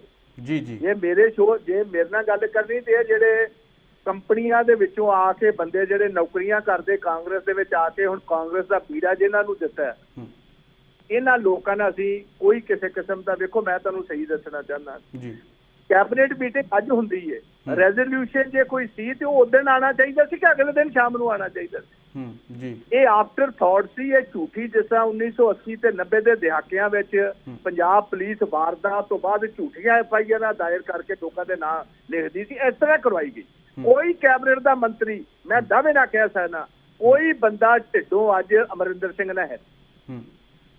ਇਹ ਬਕਾਇਦਾ ਤੌਰ ਇੱਕ ਝੂਠਾ ਜਿਹੜਾ ਬਾਅਦ ਦੇ ਵਿੱਚ ਇਹਨਾਂ ਨੇ ਉਹ ਬਿਆਨ ਤਿਆਰ ਕਰਵਾਇਆ ਤੇ ਮੀਡੀਆ ਐਡਵਾਈਜ਼ਰ ਜਿਹੜਾ ਕੈਪਟਨ ਦਾ ਉਹਦੇ ਤੋਂ ਕਰਵਾਇਆ, ਕਿਸੇ ਮੰਤਰੀ ਦਾ ਨਾਂ ਨਹੀਂ ਲਿਖਿਆ। 3 ਬੰਦਿਆਂ ਨਾਲ ਮੇਰੀ ਆਪਣੀ ਗੱਲ ਹੋਈ, ਜਦੋਂ ਮੇਰੀ ਗੱਲ ਹੋਈ ਤੇ ਮੈਂ ਤੁਹਾਨੂੰ ਦੱਸ ਰਿਹਾ। ਸੰਦੀਪ ਸਿੰਘ ਸੰਧੂ ਵਰਗੇ ਤੇ ਇਹਦੇ ਐਵੇਂ ਟਾਊਟ ਨੇ ਕੈਪਟਨ ਤੇ।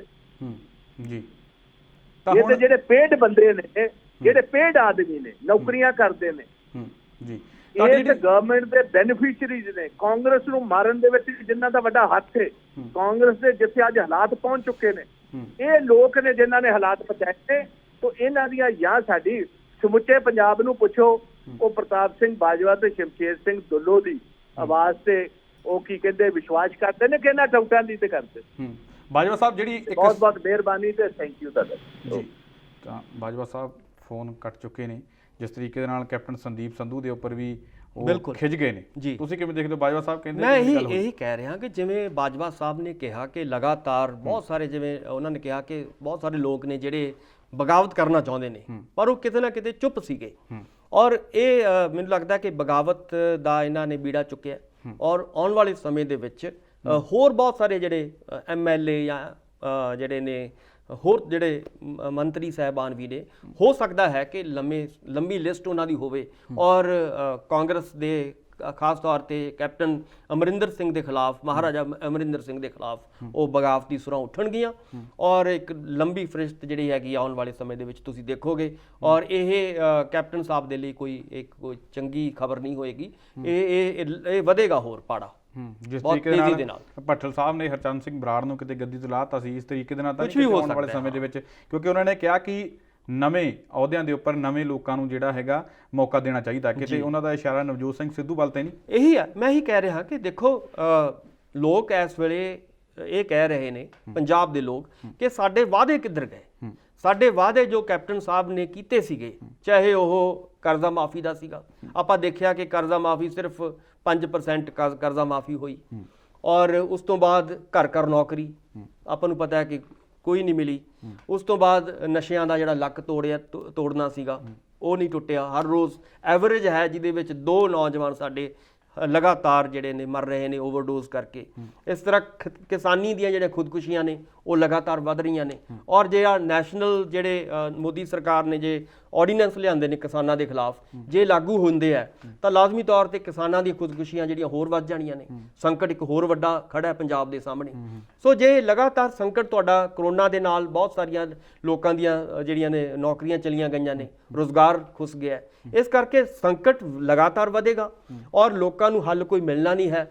ਔਰ ਉਹਦੇ ਨਾਲ ਕੀ ਹੋਏਗਾ ਕਿ ਜਿਹੜੇ ਐਮਐਲਏ ਜਾਂ ਵਿਧਾਇਕਾਂ ਦੇ ਉੱਤੇ ਜਿਹੜਾ ਪ੍ਰੈਸ਼ਰ ਹੈ ਉਹ ਜ਼ਿਆਦਾ ਵਧੇਗਾ। ਔਰ ਉਹ ਕਿਉਂਕਿ ਹੁਣ ਕੈਪਟਨ ਜਿਹੜੀ ਹੈਗੀ ਆ, ਕੋਟਰੀ ਜਿਹੜੀ ਹੈਗੀ ਆ ਸਾਰੀ ਕੈਪਟਨ ਸਾਹਿਬ ਦੀ, ਉਹ ਲੋਕਾਂ ਨੂੰ ਮਿਲਣ 'ਚ ਰਾਜ਼ੀ ਨਹੀਂ ਹੈ। ਆਪਾਂ ਦੇਖਿਆ ਕਿ ਹਫ਼ਤੇ ਬਾਅਦ ਗਏ ਆ, ਹੁਣ ਵੀ ਪਿੱਛੇ ਜਿਹੜੇ ਤਰਨਤਾਰਨ ਡੈਥਸ ਹੋਈਆਂ ਨੇ, ਉਹ ਇੱਕ ਹਫ਼ਤੇ ਬਾਅਦ ਲੋਕਾਂ ਨੂੰ ਮਸਾਂ ਹੀ ਜਿਹੜਾ ਪ੍ਰੈਸ਼ਰ ਪੈ ਪੂ ਕੇ ਲੋਕਾਂ ਨੇ ਧਰਨੇ ਦਿੱਤੇ ਕਿਤੇ ਵੱਖ-ਵੱਖ ਪਾਰਟੀਆਂ ਨੇ, ਫਿਰ ਕਿਤੇ ਜਾ ਕੇ ਉਹਨਾਂ ਨੂੰ ਮੇਲ ਮਲਈਆ ਹੋਇਆ। ਸੋ ਜੇ ਅਸੀਂ ਇਹ ਜਿਹੜੀ ਕਾਰਗੁਜ਼ਾਰੀ ਹੈ ਕੈਪਟਨ ਸਾਹਿਬ ਦੀ, ਮੈਂ ਜਿਹੜੀ ਗੱਲ ਬਾਰ-ਬਾਰ ਕਹਿਣਾ ਚਾਹੁੰਦਾ, ਇਹ 2007 ਵਾਲੀ ਨਹੀਂ ਹੈ। ਇਹ ਬਿਲਕੁਲ ਵੱਖਰੀ ਪਾਰੀ ਖੇਡ ਰਹੇ ਨੇ ਉਹ, ਜਿਹਦੇ ਨਾਲ ਕਾਂਗਰਸ ਦਾ ਵੀ ਨੁਕਸਾਨ ਹੋਏਗਾ, ਪੰਜਾਬ ਦਾ ਵੀ ਨੁਕਸਾਨ ਹੈ, ਔਰ ਵਿਸ਼ੇਸ਼ ਤੌਰ ਤੇ ਕੈਪਟਨ ਸਾਹਿਬ ਦੀ ਜਿਹੜੀ ਕੋਟਰੀ ਹੈ ਉਹਦਾ ਵੀ ਨੁਕਸਾਨ ਹੋਣ ਵਾਲਾ ਹੈ ਆਉਣ ਵਾਲੇ ਸਮੇਂ ਦੇ ਵਿੱਚ। ਆਉਣ ਵਾਲੀਆਂ ਚੋਣਾਂ ਜਿਹੜੀਆਂ 2022 ਦੀਆਂ, ਉਹ ਨਾ ਤਾਂ ਕੈਪਟਨ ਤੇ ਜਾਖੜ ਤੇ ਨਾ ਪੂਰੀ ਕਾਂਗਰਸ ਦੇ ਲਈ ਆਸਾਨ ਨਹੀਂ ਰਹਿਣ ਵਾਲੀ। ਇਹ ਆਸਾਨ ਕੀ, ਮੈਨੂੰ ਲੱਗਦਾ ਹੈ ਕਿ ਜੇ ਮੰਨ ਲਓ ਕੋਈ, ਮੈਂ ਇੱਕ ਸਵਾਲ ਪੁੱਛਣ ਵਾਲਾ ਸੀ ਬਾਜਵਾ ਸਾਹਿਬ ਨੂੰ ਕਿ ਜੇਕਰ ਇਹਨਾਂ ਦੀ ਜਿਹੜੀ ਹਾਈ ਕਮਾਂਡ ਹੈ ਕਾਂਗਰਸ ਦੀ, ਜੇ ਕੈਪਟਨ ਸਾਹਿਬ ਤੇ ਜਾਖੜ ਸਾਹਿਬ ਦੇ ਖਿਲਾਫ ਕੋਈ ਕਾਰਵਾਈ ਨਹੀਂ ਕਰਦੀ, ਫਿਰ ਕੀ ਉਹਨਾਂ ਦਾ ਮਤਲਬ ਕੀ ਉਹ ਕਾਂਗਰਸ 'ਚ ਬਣੇ ਰਹਿਣਗੇ ਜਾਂ ਕੋਈ ਨਵੀਂ ਪਾਰਟੀ ਵੱਲ ਜਾਣਗੇ ਜਾਂ ਨਵੀਂ ਪਾਰਟੀ ਬਣਾਉਣਗੇ? ਇਹ ਵੀ ਕੁਝ ਹੋ ਸਕਦਾ ਹੈ ਕਿ ਨਵੀਂ ਪਾਰਟੀ ਵੱਲ ਜਿਹੜੀ ਹੈਗੀ ਹੈ ਉਹਨਾਂ ਦਾ ਝੁਕਾਅ ਜਿਹੜਾ ਹੈਗਾ ਆਉਣ ਵਾਲੇ ਸਮੇਂ ਦੇ ਵਿੱਚ ਆ ਸਕਦਾ। ਦੀ ਗੱਲ ਆ, ਜਿਹੜਾ ਹੁਣ ਕਲੇਸ਼ ਚੱਲ ਰਿਹਾ ਵੀ ਹਲੇ ਮੁੱਕਣ ਵਾਲਾ ਨਹੀਂ ਲੱਗ ਰਿਹਾ। ਇਹ ਅਜੇ ਬਹੁਤ ਵਧੇਗਾ। ਇਹਦੇ ਨਾਲ ਹੋਰ ਇਹਨਾਂ ਦਾ ਜਿਹੜਾ ਕਾਫਲਾ ਹੈ ਹੋਰ ਵੱਡਾ ਹੋਏਗਾ। ਬਾਜਵਾ ਸਾਹਿਬ ਤੇ ਦੁੱਲੋ ਸਾਹਿਬ ਦਾ ਜਿਹੜਾ ਕਾਫਲਾ ਹੈ ਆਉਣ ਵਾਲੇ ਸਮੇਂ, ਹੁਣ ਖੁੱਲ ਕੇ ਆ ਰਹੇ ਨੇ ਲੋਕ। ਹੁਣ ਜਿਉਂ-ਜਿਉਂ ਸਮਾਂ ਇਲੈਕਸ਼ਨਾਂ ਦਾ ਨੇੜੇ ਆਏਗਾ, ਲੋਕ ਖੁੱਲ ਕੇ ਆਉਣਗੇ ਔਰ ਇਹਨਾਂ ਦੇ ਨਾਲ ਰਲਣਗੇ। ਸੋ ਇਹਦੇ ਵਿੱਚ ਜਿਵੇਂ ਅਕਾਲੀਆਂ ਦੇ 2 ਧੜੇ ਹੋਏ ਆ ਜਾਂ 3 ਧੜੇ ਹੋਏ ਆ, ਇਸੇ ਤਰ੍ਹਾਂ ਸੰਭਾਵਨਾਵਾਂ ਗੱਲ ਹੋ ਰਹੀ ਹੈ। ਜਿਸ ਤਰੀਕੇ ਦੇ ਨਾਲ ਪਹਿਲਾਂ ਢੀਂਡਸਾ ਸਾਹਿਬ ਅਲੱਗ ਹੋਏ ਸੀ, ਜੀ ਹਾਂ, ਪਹਿਲਾਂ ਉਹਨਾਂ ਨੇ ਆਵਾਜ਼ ਚੁੱਕੀ ਸੀ, ਢੀਂਡਸਾ ਸਾਹਿਬ ਨੂੰ ਅਲੱਗ ਕਰ ਦਿੱਤਾ, ਪਾਰਟੀ ਚੋਂ ਬਾਹਰ ਕੱਢਤਾ, ਤਾਂ ਇਹਨਾਂ ਨੇ ਆਵਾਜ਼ ਚੁੱਕੀ। ਤਾਂ ਫਿਲਹਾਲ ਇਹਨਾਂ ਨੂੰ ਪਾਰਟੀ ਤੋਂ ਬਾਹਰ ਤਾਂ ਨਹੀਂ ਕੀਤਾ ਗਿਆ, ਪਰ ਗੱਲਾਂ ਤਾਂ ਹੋਈ ਰਹੀਆਂ, ਲਗਭਗ ਉਹੀ ਹੋ ਰਹੀਆਂ ਨੇ ਜੋ ਅਕਾਲੀ ਦਲ ਨਾਲ ਹੋਣੀਆਂ, ਜਿੰਨੀ ਸਾਰੀਆਂ ਪਾਰਟੀਆਂ ਦਾ ਪੰਜਾਬ ਦੇ ਵਿੱਚ ਇਹੀ ਹਾਲ ਹੈ, ਲਗਭਗ ਇਹੀ ਹਾਲ ਹੈ। ਕਿ ਔਰ ਇਹਦੇ ਵਿੱਚ ਮੈਨੂੰ ਲੱਗਦਾ ਹੈ ਕਿ ਕਾਂਗਰਸ ਨੂੰ ਬਹੁਤ ਸੋਚ ਸਮਝ ਕੇ ਜਿਹੜੇ ਹੈਗੇ ਨੇ ਸਟੈਪ ਚੁੱਕਣ ਦੀ ਲੋੜ ਹੈ। ਨਹੀਂ ਤਾਂ ਆਉਣ ਵਾਲੇ ਸਮੇਂ ਦੇ ਵਿੱਚ ਕਾਂਗਰਸ ਦੇ ਲਈ ਬਹੁਤ ਇੱਕ ਵੱਡਾ ਖਤਰਾ ਜਿਹੜਾ ਮੈਨੂੰ ਲੱਗ ਰਿਹਾ ਇਸ ਵੇਲੇ ਕਿ ਅਗਲੀਆਂ ਜਿਹੜੀਆਂ 22 ਦੀਆਂ ਚੋਣਾਂ ਹੋਣਗੀਆਂ, ਉਹਦੇ ਵਿੱਚ ਕੈਪਟਨ ਸਾਹਿਬ ਦੇ ਨਾਂ ਦੇ ਉੱਤੇ ਤੁਸੀਂ ਸੱਤਾ ਹਾਸਲ ਨਹੀਂ ਕਰ ਸਕੋਗੇ ਪੰਜਾਬ ਦੇ ਵਿੱਚ। ਡਾਕਟਰ ਸਾਹਿਬ, ਤੁਸੀਂ ਸਾਡੇ ਨਾਲ ਪ੍ਰੋਗਰਾਮ ਦੇ ਵਿੱਚ ਜੁੜੇ, ਤੁਹਾਡਾ ਬਹੁਤ ਬਹੁਤ ਧੰਨਵਾਦ। ਸ਼ੁਕਰੀਆ ਜੀ। ਤਾਂ ਇਹ ਸਨ ਸਾਡੇ ਨਾਲ ਡਾਕਟਰ ਭੀਮਿੰਦਰ ਜੀ, ਜਿਨ੍ਹਾਂ ਨੇ ਅੱਜ ਦੇ ਇਸ ਵਿਸ਼ੇ ਦੇ ਉੱਪਰ ਸਾਡੇ ਨਾਲ ਵਿਚਾਰ ਚਰਚਾ ਕੀਤੀ। ਤੇ ਪ੍ਰੋਗਰਾਮ ਦੇ ਵਿੱਚ ਸਾਡੇ ਨਾਲ ਮੁੱਖ ਮੰਤਰੀ ਦੇ ਸਿਆਸੀ ਸਲਾਹਕਾਰ ਕੈਪਟਨ ਸੰਦੀਪ ਸੰਧੂ ਤੇ ਪ੍ਰਤਾਪ ਸਿੰਘ ਬਾਜਵਾ ਵੀ ਜੁੜੇ, ਜਿਨ੍ਹਾਂ ਨੇ ਆਪਣੇ ਪੱਖ ਰੱਖੇ। ਕੀ ਕੁਝ ਗੱਲਾਂ ਕਹੀਆਂ ਤੁਸੀਂ ਪ੍ਰੋਗਰਾਮ ਦੇ ਵਿੱਚ ਸੁਣੀਆਂ ਹੀ ਨੇ। ਤੇ ਫਿਲਹਾਲ ਦੇ ਲਈ ਦਿਓ ਇਜਾਜ਼ਤ। ਦੁਬਾਰਾ ਫਿਰ ਮਿਲਾਂਗੇ ਇਸੇ ਹੀ ਪ੍ਰੋਗਰਾਮ ਦੇ ਵਿੱਚ ਨਵੇਂ ਮੁੱਦੇ ਦੇ ਨਾਲ। ਤਦ ਤੱਕ ਲਈ ਦਿਓ ਇਜਾਜ਼ਤ। ਧੰਨਵਾਦ।